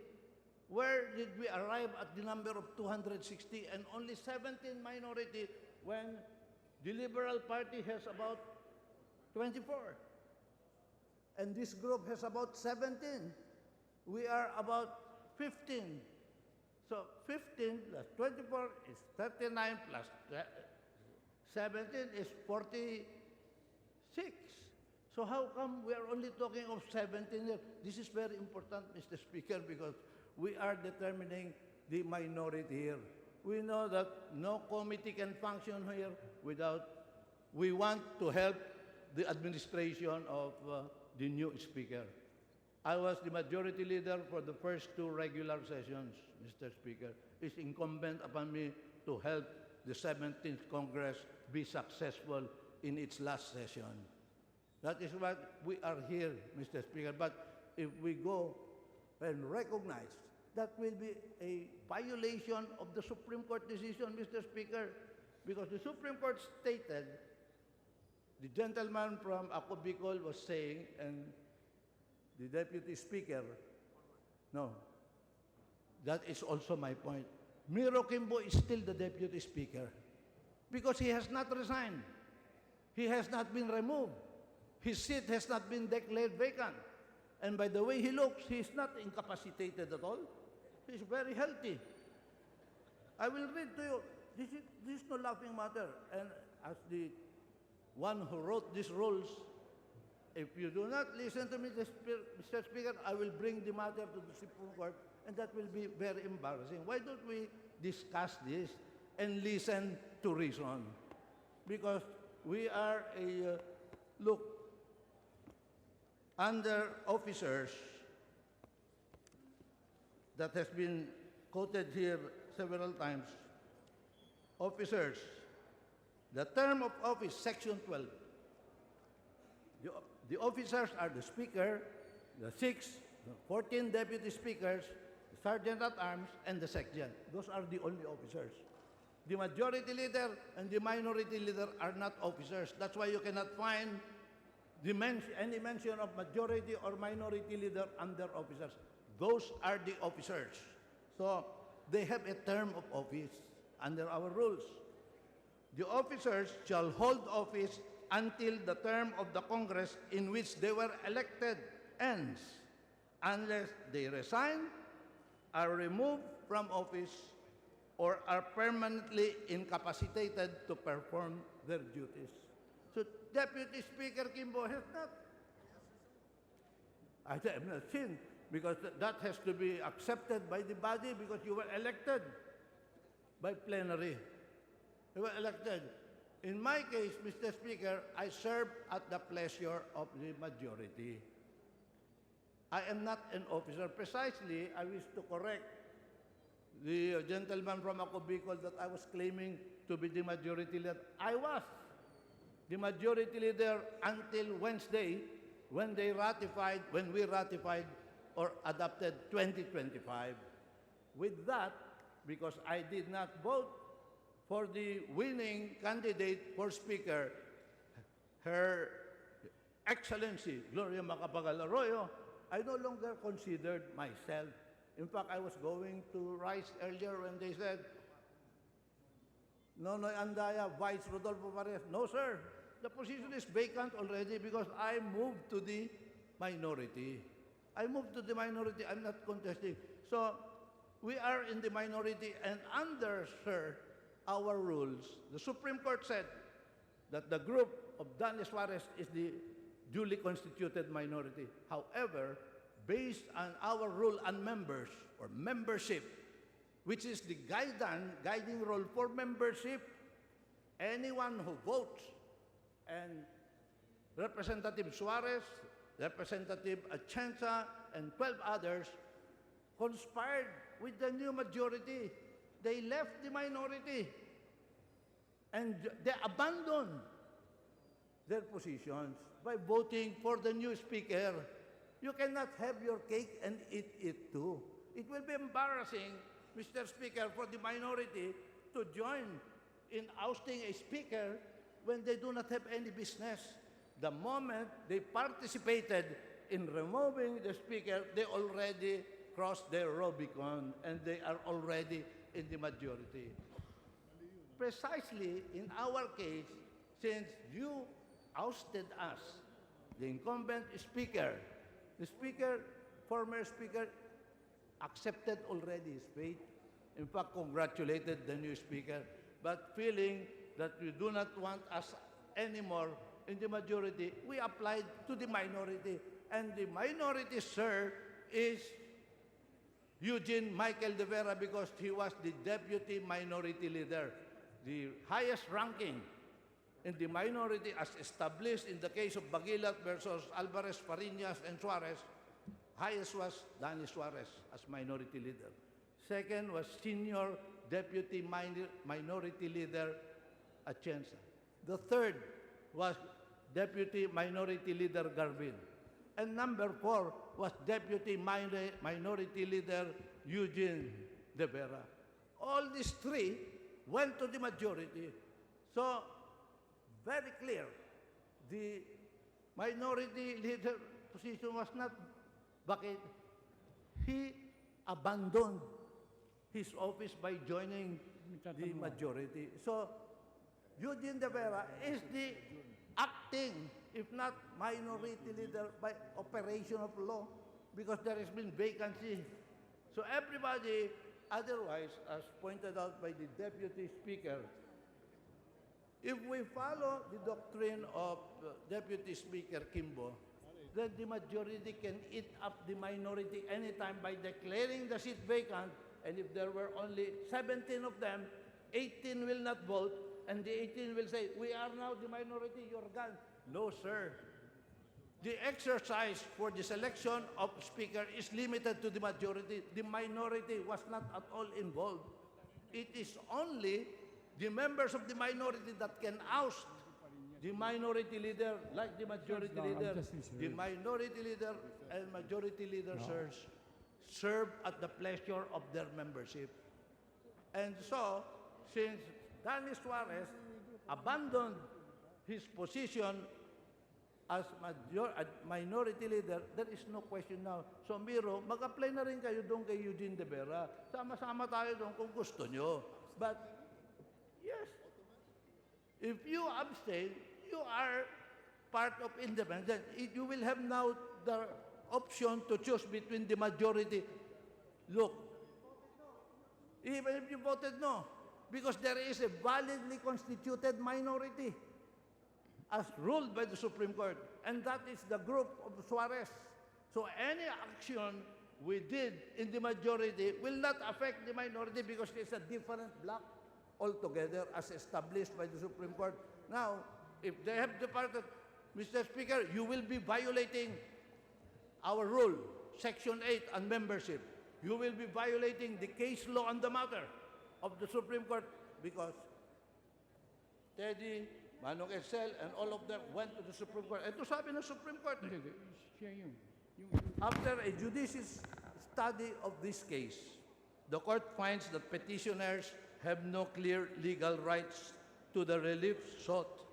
Records disclosed prior to the speakership election held on July 25, 2016, then acting floor leader Representative Fariñas responded to a parliamentary inquiry from Representative Atienza as to who would elect the minority leader of the House of Representatives. Representative Fariñas then articulated, A, all those who vote for the winning speaker shall belong to the majority, and those who vote for other candidates shall belong to the minority. So, the Supreme Court clearly stated that while it can look whether there was, it cannot in general rule look into the acts of Congress when there is allegation of grave abuse of discretion.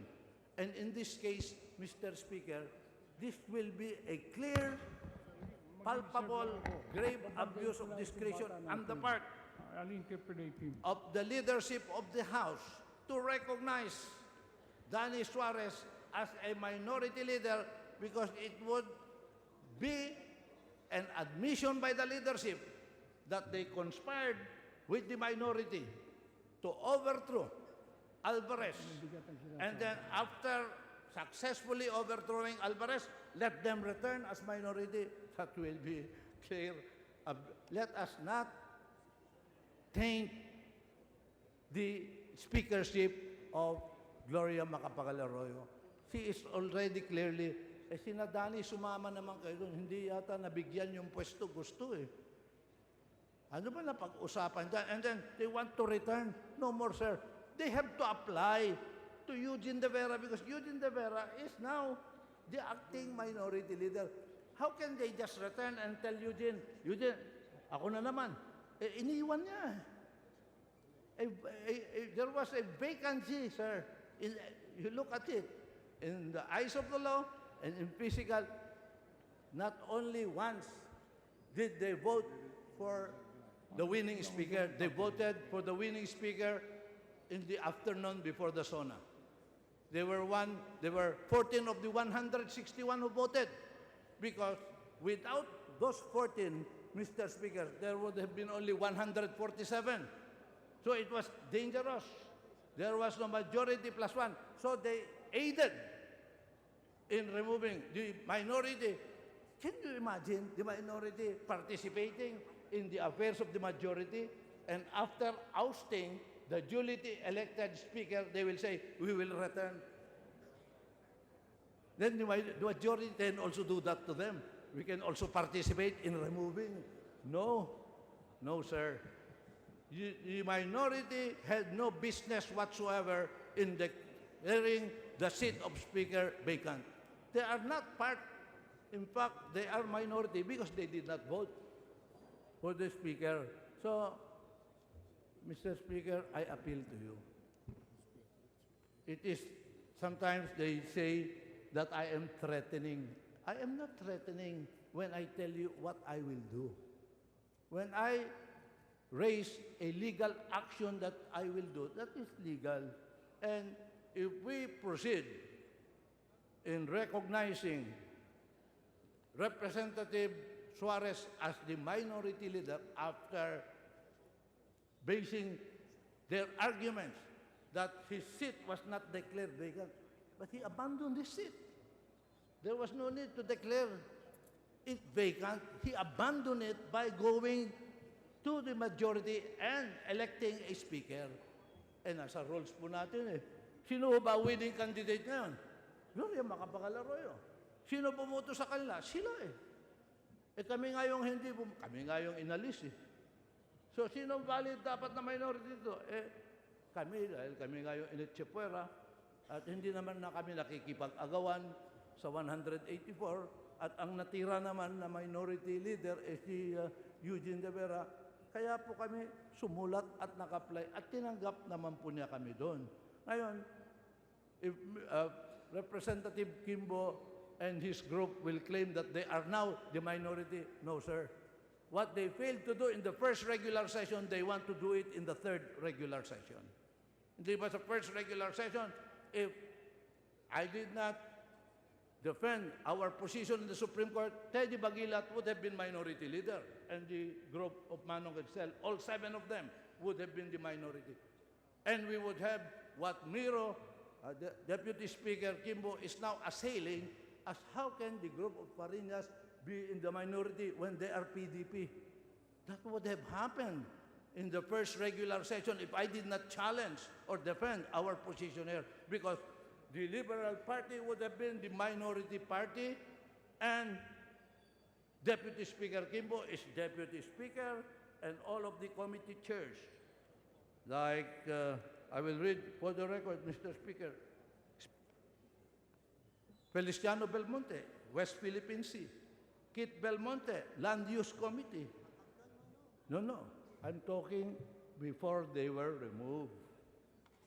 If they succeeded, so the LP would have been minority with Teddy Bagilat as minority leader and the 6 as deputy, because there were only 7 of them. And Miro said, it is not, never been a matter of numbers. It is what is right, because right is might. But what is right here is that Eugene De Vera is the minority leader. So, Vilma Santos was in civil service, Cherry Montalia de Loso was human rights, Rene Relampagos was agrarian reform, Nancy Catamco was in indigenous cultural communities and IPs, Nede Sato was a member of the Commission on Appointments. So, how can the LP now say, bakit naman yung PDP nasa majority, kayo nag-umpisa niyan eh. And sir, it's correct when you lectured your fellow alumnus in the UP. I thought you said you went to the same school. I'm referring to Rodel Batocabe. When you said that in statutory construction, when the law is clear, there is no need for interpretation. Our rule on majority and minority, sir, is very clear. It never talks of political parties. Look at the rule on membership. There is no mention of political parties. So how do you determine who is majority or minority? Kung kanino pumoto sa nanalo, yun ang majority. Yung mga talunan, yun ang minority. Hindi pinag-uusapan ng partido dito. So let us not inject political parties here. So kami po, you just look, I do not want, Mr. Speaker, this 17th Congress to fail because 2/3 of it was under me as the majority leader. Its success is my success. Its failure is my failure. If we put the Balikbayan minority, Urong Sulong, raid at Anthem, or Raiders of the Lost Ark, maku-question po to. I'll bring it to the Supreme Court. I'm confident mananalo po ako doon, pero we do not want the start of the administration of the President, the Speaker to be like this. If the LP will take this, my God bless the administration of President Duterte, because both houses will be under the control of the Liberal Party. In the Senate, the minority is the Liberal Party. In the House, if you give it to the Liberal Party, kayo bahala, kayong Kayo nagbalangkas dito. Maganda yata yung takbo natin ngayon. But if you want, you ousted us, the majority, and you want us to be the independent, if that is your mandate, sir, we'll follow. But we will cooperate with the administration of the President and the Speaker. Yung Liberal Party po, in-accept na ni Vice President Robredo to be the face of the opposition to the President. Do you want the Liberal Party to be the opposition, to be the minority here? Baka magkamot-kamot na kayo ng ulo. Magkamot-kamot na kayo ng ulo. Because they will be members in every committee, in every oversight committee, including the Rules Committee. Hindi naman nila sasabihin, if we will be recognized by the leadership as the minority, we will help you as it is to our interest that we will be a very productive Congress. Hindi naman kami sour grapes eh. Ang tanda-tanda na namin. Magiging kwan ba kami dyan? To black? No. We will also cooperate and help. And that is our role. For you to help you craft with better laws. Iyan po ang posisyon ko. I've been patiently waiting, Mr. Speaker, but my heart bleeds. If we will turn the 17th Congress into something that we will all be regretting for the next 9 months. We have a very close timetable. We will be filing, you will be filing certificates of candidacy. I am not running for any public office anymore. I'm just winding my lengthy career in public service that started in 1980. So after 39 years, I want to retire. And I want to retire helping this institution be the greatest of the all Congresses, and that is the 17th Congress.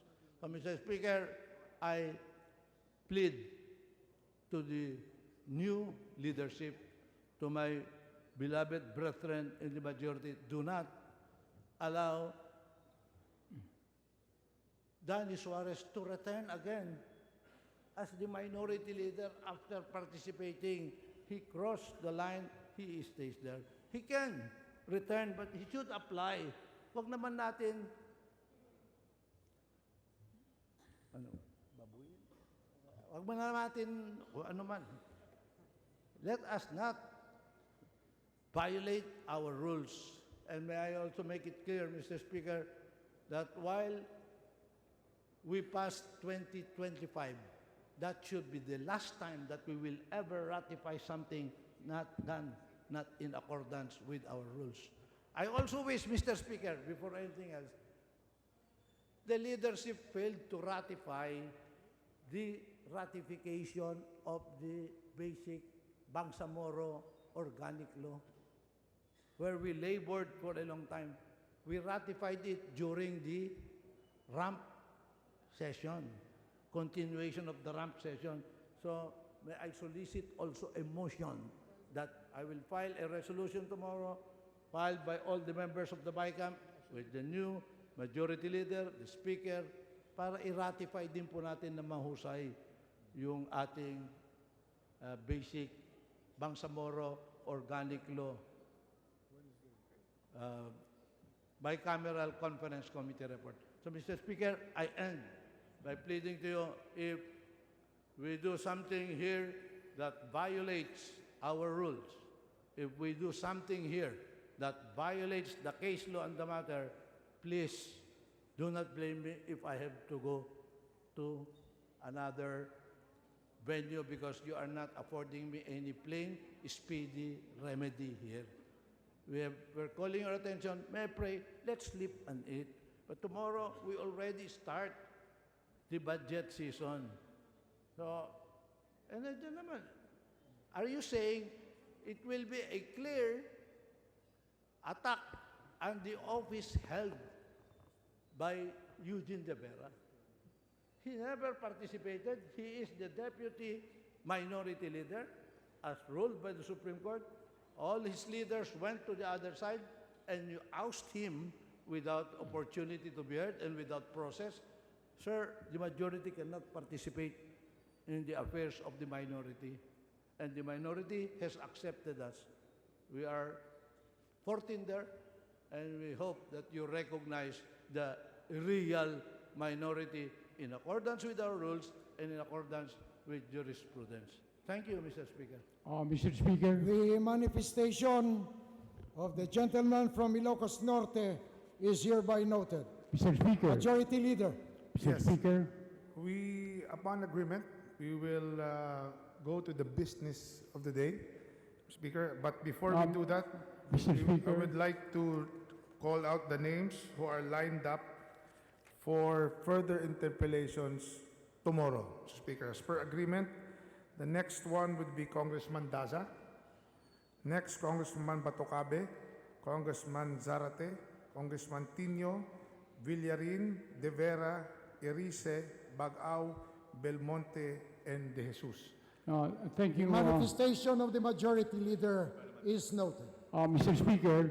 I would like Majority to thank, Leader. Mr. Speaker, I would like to thank the Majority Leader for the acknowledgement, but I would like to put on record that tomorrow I would like to avail my right to take the floor, either to interpolate or make a counter manifestation in regard to the distinguished former Majority Leader. He has made certain statements with which I don't agree, and I would like to ventilate on the floor and accede to an interpellation. And if the chair would not allow it, I would like to rise on a counter manifestation. The good gentleman may file the appropriate motion tomorrow. Yes, thank you very much. We now proceed to the business of the day, Mr. Speaker. Majority Leader. Yes, we now proceed to the approval of the journal of the previous session. I move that we approve Journal Number 1 dated July 23, 2018, Journal Number 2 dated July 23 and 24, 2018, Journal Number 3 dated July 25, 2018. So moved. Any Mr. objection? The chair hears none. The motion is approved. Speaker. Next, Mr. Speaker, I move that we go to the reference of business and direct the Secretary General to read the bills on first reading. The So Secretary moved. General is hereby directed to read the bills, resolution, and communication on first reading for referral to the appropriate committee. Reference of business, bills on first reading, House Bill 7606 and 7897, granting Filipino citizenship to Sister Patricia Ann Thompson Fox, Representative Sarate Tino De Jesus, several others. To the Committee on Justice. House Bill 7807, granting hazard pay to all members of the National Prosecution Service, Representative Chanco. To the Committee on Appropriation. House Bill 7807, providing for Magna Carta for the Statistical Civil Registration and Philippine Identification System, Representative Salo and Calalang. To the Committee on Population and Family Relations. House Bill 7809, granting a franchise to the BCDA, Representatives Cua, Villapuerte, and Hernandez. To the Committee on Legislative Franchise. House Bill 7810, converting the Sisigon Elementary School, Representative Ramos. To the Committee on Basic Education and Culture. House Bill 7813, promoting breastfeeding practices, Representatives Nieto, Maceda, and several others. To the Committee on Health. House Bill 7814, providing for the construction, operation, and maintenance of a dam in Barangay Bayabas, Doña Remedios, Trinidad, Bulacan, Representative To Silverio the and Committee Pancho. on Public Works and Highways. House Bill 7815, regulating the planning, design, construction, occupancy, and maintenance of buildings, Representative Stan Angelina. To the Committee on Public Works and Highways. House Bill 7816, establishing a diagnostic laboratory to identify the diseases affecting local hogs, Representative C. Alvarado. To the Committee on Agriculture and Food. House Bill 7817, declaring the conferment of a doctorate degree as equivalent to entry-level career executive service officer, Representative C. Alvarado. To the Committee on Civil Service and Professional Regulation. House Bill 7819, 7893, increasing upgrading the bed capacity at hospitals, Representatives Alvarez, Almario, Zamora, and Garcia. To the Committee on Health. House Bill 7821, amending Republic Act 10868. To the Committee on Population and Family Relations. House Bill 7822, amending Republic Act 9994, Representative Datol. To the Committee on Population and Family Relations. House Bill 7824, providing for the modernization of the PNP, Representatives Acop, Espino, and Batawil. To the Committee on Public Order and Safety. House Bill 7825, establishing the National Council for the Preservation of Mangrove Forests, Representatives Nieto, Maceta, and several others. to the Special Committee on Climate Change, House Bill 7826, establishing the Philippine Environmental Assessment System, Representative Bertis. to the Committee on Natural Resources, House Bill 7829, defining the crime of betrayal of duty, Representative Alejano. to the Committee on Justice, House Bill 7830, increasing the yearly allocation for scientific and technological activities, Representative Alejano. to the Committee on Science and Technology, House Bill 7831, institutionalizing the treatment of active military personnel, Representative Alejano. to the Committee on National Defense and Security, House Bill 7832, providing mechanism for generating quality graduates, Representative Alejano. to the Committee on Higher and Technical Education, House Bill 7833, institutionalizing preschool education, Representative Alejano. to the Committee on Basic Education and Culture, House Bill 7834, encouraging and facilitating information sharing, Representative Alejano. to the Committee on Public Order and Safety and the Committee on National Defense and Security, House Bill 7835, establishing a municipal agriculture information system, Representative Alejano. to the Committee on Agriculture and Food, House Bill 7836, promoting socio-economic activity, Representative Alejano. to the Committee on Public Works and Highways, House Bill 7837, providing for the compulsory registration of heavy equipment, Representative Alejano. to the Committee on Public Works and Highways, House Bill 7838, requiring all branches of divisions of the government, including JOCCs, to divulge the identity of hired foreign consultants, Representative Alejano. to the Committee on Civil Service and Professional Regulation, House Bill No. 7839, establishing a program for the acquisition of school site and the construction, maintenance, rehabilitation, and repair of school buildings in the public elementary and secondary school nationwide by Representative Alejano. to the Committee on Basic Education and Culture, House Bill 7840, rationalizing extradition proceedings by Representative Alejano. to the Committee on Justice, House Bill 7841, prohibiting the use and installation of bright white headlights or headlights classified as high-intensity discharge headlights in motor vehicles by Representative Alejano. to the Committee on Transportation, House Bill 7842, penalizing parents, adopters, guardians, or persons exercising special or substitute parental authority over children under parental authority found to be engaged in begging and or prostitution by Representative Alejano. to the Committee on Welfare of Children, House Bill 7840, protecting all agricultural lands from indiscriminate land conversion by Representative Alejano. to the Committee on Local Government, House Bill 7850, 7852, 7855, 7883, and 7884, declaring ecotourism destination, ecotourism area site zones in Pangasinan, Nueva Vizcaya, and Iloilo by Representative Batawil, Cuaresma, and Tupas. to the Committee on Tourism, House Bill 7851, establishing a 13-kilometer road leading to the Mapita Indigenous Peoples Village in Aguilar, Pangasinan by Representative Batawil. to the Committee on Public Works and Highways, House Bill 7853, mandating every passenger vessel or ship to set up on board well-equipped medical clinic manned by competent medical staff by Representative Castelo. to the Committee on Transportation, House Bill 7854, mandating every government and private establishment to provide free potable water in all EDPCs and offices for their patrons by Representative Castelo. to the Committee on Health, House Bill 7856, declaring September 8th of every year a special working holiday in the entire country to commemorate the feast of the Nativity of the Blessed Virgin Mary by Representative Parinas. to the Committee on Revision of Laws, House Bill 7858, providing youth suicide intervention and prevention by Representative Villapuerte.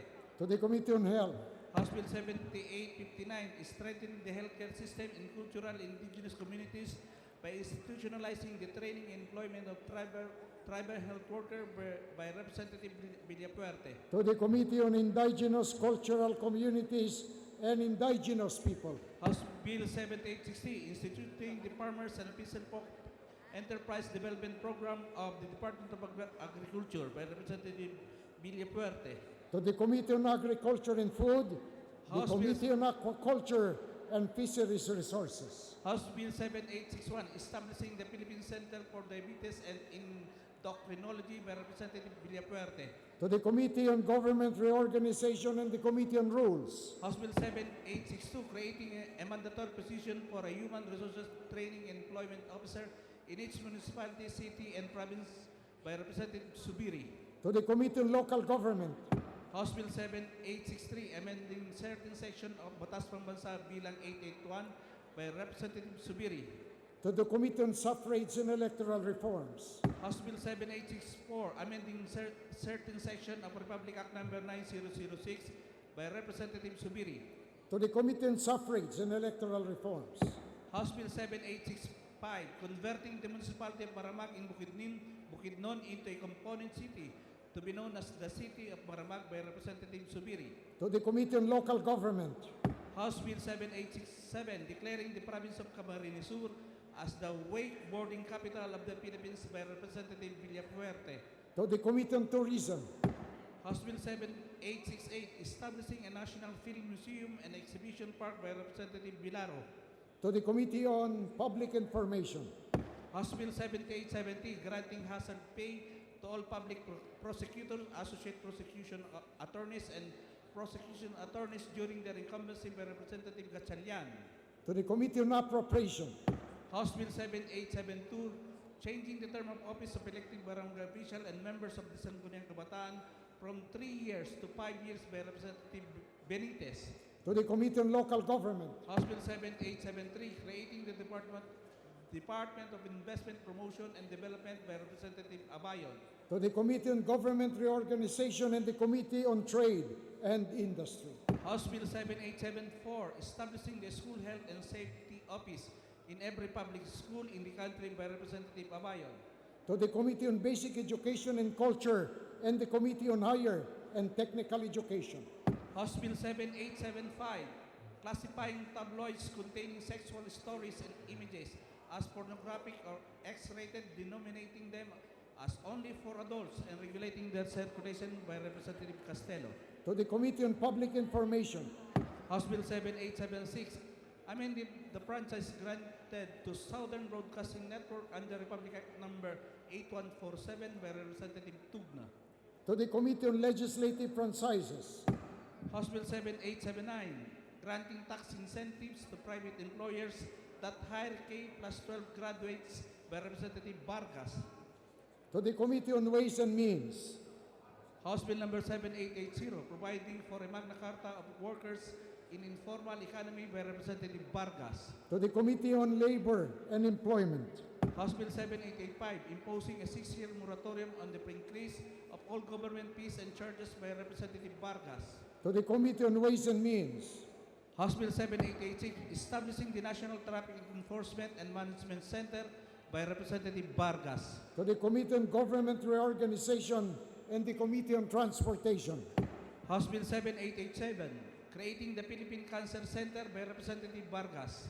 to the Committee on Government Reorganization and the Committee on Health, House Bill 7888, enhancing citizens' access to government information and services by establishing a system in which government documents issued to the public must be written in plain language and translated to the local language or dialects if necessary by Representative Vargas. to the Committee on Public Information, House Bill 7889, granting benefits and privileges to former presidents and vice president of the Philippines or their surviving spouses by Representative Vargas. to the Committee on Appropriations, House Bill 7890, requiring all public elementary and secondary schools to prepare and implement a land use development and infrastructure plan for the optimum utilization of its resources by Representative Vargas. to the Committee on Basic Education and Culture, House Bill 7892, establishing guidelines for the application of local charges by international shipping lines to comply with existing laws and international standards by Representative Yap Arthur. to the Committee on Transportation, House Bill 7894, providing for establishment of learning cities, mandating compliance with the key features thereof by Representative Garcia Joet. to the Committee on Basic Education and Culture and the Committee on Higher and Technical Education, House Bill 7895, requiring the establishment of fully equipped science laboratories in every public elementary and secondary school by Representative Olivares. to the Committee on Basic Education and Culture, House Bill 7896, transferring selected national government agencies and dioceses to New Clark City, Pampanga by Representative Herrera D. to the Committee on Government Reorganization and the Committee on Government Enterprises House and Bill Privatization, House Bill 7898, prohibiting the imposition of interest and or penalty charges to the Committee on Health, House Bill 7899, mandating all employers in public private sectors, including government offices, agencies, instrumentalities to provide free of charge clean, healthy, and efficient, accessible drinking water to all its members by Representative Villarica. to the Committee on Labor and Employment and the Committee on Civil Service and Professional Regulation, House Bill 7900, amending Section 82 of Republic Act Number 10963 by Representative Romero. to the Committee on Ways and Means, House Bill 7902, mandating plasticware management programs and measure prohibiting the release of plastic waste into the natural environment by Representative Abayon. to the Committee on Ecology, House Bill 7903, providing for the phase-out of single-use plastic products in the country by Representative Biason. to the Committee on Ecology, House Bill 7904, increasing the penalty imposed against polluters of navigable waters by Representative Vargas. to the Committee on Ecology, House Bill 7905, creating plantilla positions in Department of Education by Representative Vargas. to the Committee on Appropriation, House Bill 7906, creating the Solar Energy Development Center by Representative Vargas. to the Committee on Energy, House Bill 7907, incorporating the value of responsible fair usage and employment social media by Representative Vargas. to the Committee on Higher and Technical Education, House Bill 7908, granting funeral and memorial discount privileges to all public school teachers by Representative Vargas. to the Committee on Basic Education and Culture, House Bill 7909, to the providing Committee for on Public Information, video-based content. House Bill 7910, creating the National Cancer Center of the Philippines by to Representative the Committee on Almario. Government Reorganization and Committee on Health, House Bill 7911, declaring June 29 of every year. to the Committee on Revision of Laws, House Bill 7912, regulating the catching, sale, purchase, to the Committee on possession, Natural purchase, Resources, by Representative Macapagal Arroyo. House Bill 7913, establishing to the OWA Committee on Overseas and in the Workers' country. Affairs, House Bill 7914, providing to the establishment Committee of on the Trade Indigenous Center in Cultural Sigalingong Sur. Communities and Indigenous Peoples, House Bill 7915, promoting national road safety awareness by to the Representative Commission on Sarmiento. Transportation, House Bill 7916, to the requiring Committee on discount Trade to and provide Industry, consumer. House Bill 7917, to the Committee on Information and Communication Technology, House Bill 7918 by Representative Yap. to the Committee on Small Business and Entrepreneurship Development, House Bill 7919 to by the Committee on Representative Economic Nolasco. Affairs and the Committee on Trade and Industry, House Bill 7920 by Representative Parinas. to the Committee on Transportation, House Bill 7921 by to the Representative Committee on Yamato. Basic Education and Culture, House Bill 7922 by to the Representative Committee on Romero. Appropriation, House Bill 7923 by to Representative the Committee on Romero. Labor and Employment, House Bill 7924 by to the Castelo. Committee on Civil Service and Professional Regulation, House Bill 7925 by Spino. to the Committee on Public Order and Safety, House Bill 7926 by Representative Garin to the Sharon. Committee on Science and Technology, House Bill 7929 by Representative to the Committee on Olivares. Basic Education and Culture, House Bill 7929 by to the Committee on Representative Social Catera. Services, House Bill 7930 to by the Committee on Villafuerte. Appropriation, House Bill 7931 to the Committee on by Housing and Villafuerte. Urban Development, 7932 to by the Committee on Villafuerte. Appropriation, 7933 to the by Committee on Villafuerte. Basic Education and Culture, 7934 by to the Villafuerte. Committee on Local Government, House Bill 7935 to the Committee Villafuerte. on Trade and Industry, 7936 to the Committee on Villafuerte. Health, House Bill 7937 to the by Committee on Villafuerte. Transportation, House Bill 7939 Villafuerte. to the Committee on Basic Education and Resolutions. Culture, House Resolution 1937 by Representative to the Samiliano. Committee on Government Enterprises and Privatization, House Resolution 1938. to the Committee on Rules, House Resolution to the Committee on 1939. Basic Education and Culture, House Resolution to the 1940. Special Committee on Peace, Reconciliation and Unity, House Resolution to the 1941. Committee on Accounts, House Resolution 1942. to the Committee on National Defense and Security, House Resolution 1943. to the and Committee on 221. Rules,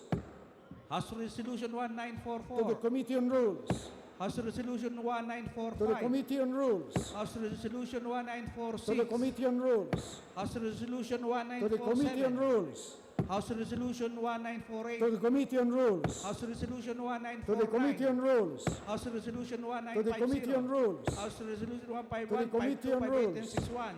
House Resolution to the Committee on 1953. Energy, House Resolution to the Committee on 1954. Public Order and Safety, House Resolution 1955. to the Committee on Rules, House Resolution 1956. to the Committee on Public Order and House Safety, Resolution 1957. to the Committee on Rules, House Resolution to the 1959. Committee on Rules, House Resolution 1960. to the Committee on Public Order and Safety, House Resolution to the 1962. Committee on Public Order and Safety, House Resolution 1963. to the Committee on Rules, House Resolution to the Committee 1964. on National Defense and Security, House Resolution to the Committee on 1965. Basic Education and Culture, House Resolution to the Committee on 1966. Rules, House Resolution to the Committee on 1967. Public Works and Highways, House Resolution to the 1968. Committee on Rules, House Resolution to 1969. the Committee on Rules, House Resolution to the 1970. Committee on Rules, House Resolution to 1971. the Committee on Rules, House Resolution 1972. to the Committee on Rules, House Resolution to the 1973. Committee on Rules, House Resolution to 1974. the Committee on Rules, House Resolution to the 1975. Committee on Rules, House Resolution to the 1976. Committee on Rules, House Resolution to the 1977. Committee on Rules, House Resolution 1978. to the Committee on Rules, House Resolution 1979. to the Committee on Rules, House Resolution 1980. to the Committee on Rules, House Resolution 1981. to the Committee on Rules, House Resolution 1982. to the Committee on Rules, House Resolution 1983. to the Committee on Rules, House Resolution 1984. to the Committee on National Defense and Security, House Resolution 1985.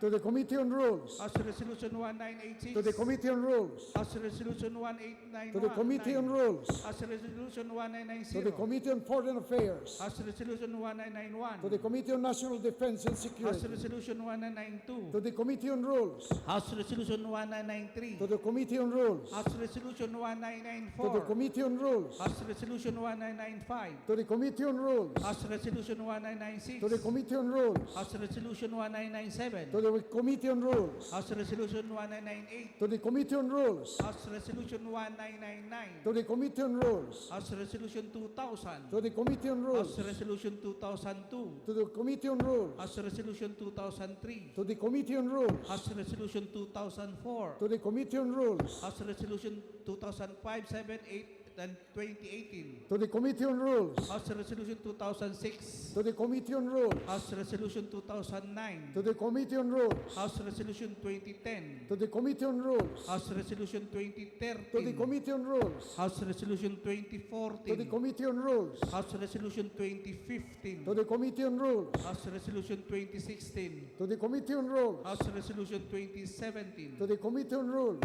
House Joint Resolution 23. to the Committee on Local Government, House Joint Resolution to 24. the Committee on Human Rights, Messages from the Senate. to the, com- Message dated May 30, 2018. to the Committee on Rules, Messages dated May 30 and 31. to the Committee on Rules, Message dated May 30, 2018. to the Committee on Rules, Message dated May 30, 2018. to the Committee on Rules, Message May 30, 2018. to the Committee on Rules, Message dated June 6, 2018. to the Committee on Rules, Message dated June 6, 2018. to the Committee on Rules, Communications Annual Report, Aurora State College. to the Committee on Appropriation, Quirino State University. to the Committee on Appropriation, Western Mindanao State University. to the Committee on Appropriation, Zamboanga State College of Marine Sciences and Technology. to the Committee on Appropriation, 2016 Annual Report, GOCC. to the Committee on Committee on Government Enterprises and Quarterly Financial Privatization, Fiscal Report of Operation of Local Government Support Fund. to the Committee on Appropriation, Quarter Financial and Fiscal Report of Operation of Local Government Support Fund. to the Committee on Appropriation, Report on Fund Utilization and Status of Program Project Implementation. to the Committee on Appropriation, Report on Fund Implementation and Status of Program Implementation, Province of Pampanga. to the Committee on Appropriation, Fund Utilization and Status Program of Province of Pampanga. to the Committee on Appropriation, Letter dated April 20, 2018 of Delpen Lorenzana. to the Committee on National Defense and Security, Letter dated April 25 of Cesar Dulay. to the Committee on Ways and Means, Letter dated April 25 of Adelina Sitoy. to the Committee on Appropriation, Letter dated May 2018 of to Evelyn the Committee on Marañon. Appropriation, Letter dated May 2018 of Albert to Garcia. the Committee on Appropriation, Letter dated May 10, 20 of Yusmin Jamel. to the Committee on Appropriation, Letter dated May 11 of Adelina Sitoy. to the Committee on Appropriation, Letter of Carlito Galvez Jr., to the, AFP. to the Committee on National Defense Letters and May Security, 25, June 15, 2022 of Michael Ong. To the archives. Letters May 28, June 15, To the archives. Salvador Medellía. Committee reports. To the- Reports number 755, 782 to 85. To the Committee on Rules. Report number 776, To the Committee on Rules. 77, To the Committee on Rules. 78, To the Committee on 79, Rules. 80, 1996. To the Committee on Rules. Report 781, To the Committee on Rules. 786, To the Committee on Rules. 787, To the Committee on Rules. 788 and 795, To the Committee on Rules. 789, To the Committee on Rules. 791, To the Committee on Rules. 792, To the Committee on Rules. 793 and To the Committee on 794, Rules. 797 and 800, To the Committee on Rules. 798, To the Committee on Rules. 799, To the Committee on Rules. 801. To the Committee on Rules. Majority Leader. Yes, Majority Leader, next with the leave of the House, may we request that the name of Congressman Ansaruddin A. Adjong, whose name was inadvertently not listed as one of the co-authors for House Bill 6475, be included as one of the authors of the aforementioned House Bill. I so move, Mr. Speaker. Any objection? The Secretary General is hereby directed to make the necessary correction. Thank you very much, Mr. Speaker. At this point in time, I would like also to include as part of the records the contra sona speech to be by Representative Ed Selagman, and we will recognize him for his manifestation. Any objection? Congressman Lagman is Thank you, recognized. Mr. Speaker. Thank you, Majority Leader. This counter sona should have been delivered by tradition by this representation on behalf of the authentic minority on 24 July 2018, a day after President Rodrigo Duterte delivered his sona. The upheaval and intramurals in the House prevented its delivery. So, Mr. Speaker, I confirm the manifestation of the Majority Leader that I am requesting that this counter sona be included in the records of the House. Thank you. The manifestation of the gentleman from Albay, Congressman Ed Selagman, is noted. Mr. Chairman, I move that we adjourn till 4 o'clock tomorrow afternoon. So move, Any Mr. objection? The chair hears none. The motion is approved. Session is adjourned. Session is adjourned to resume tomorrow at 4 o'clock in the afternoon.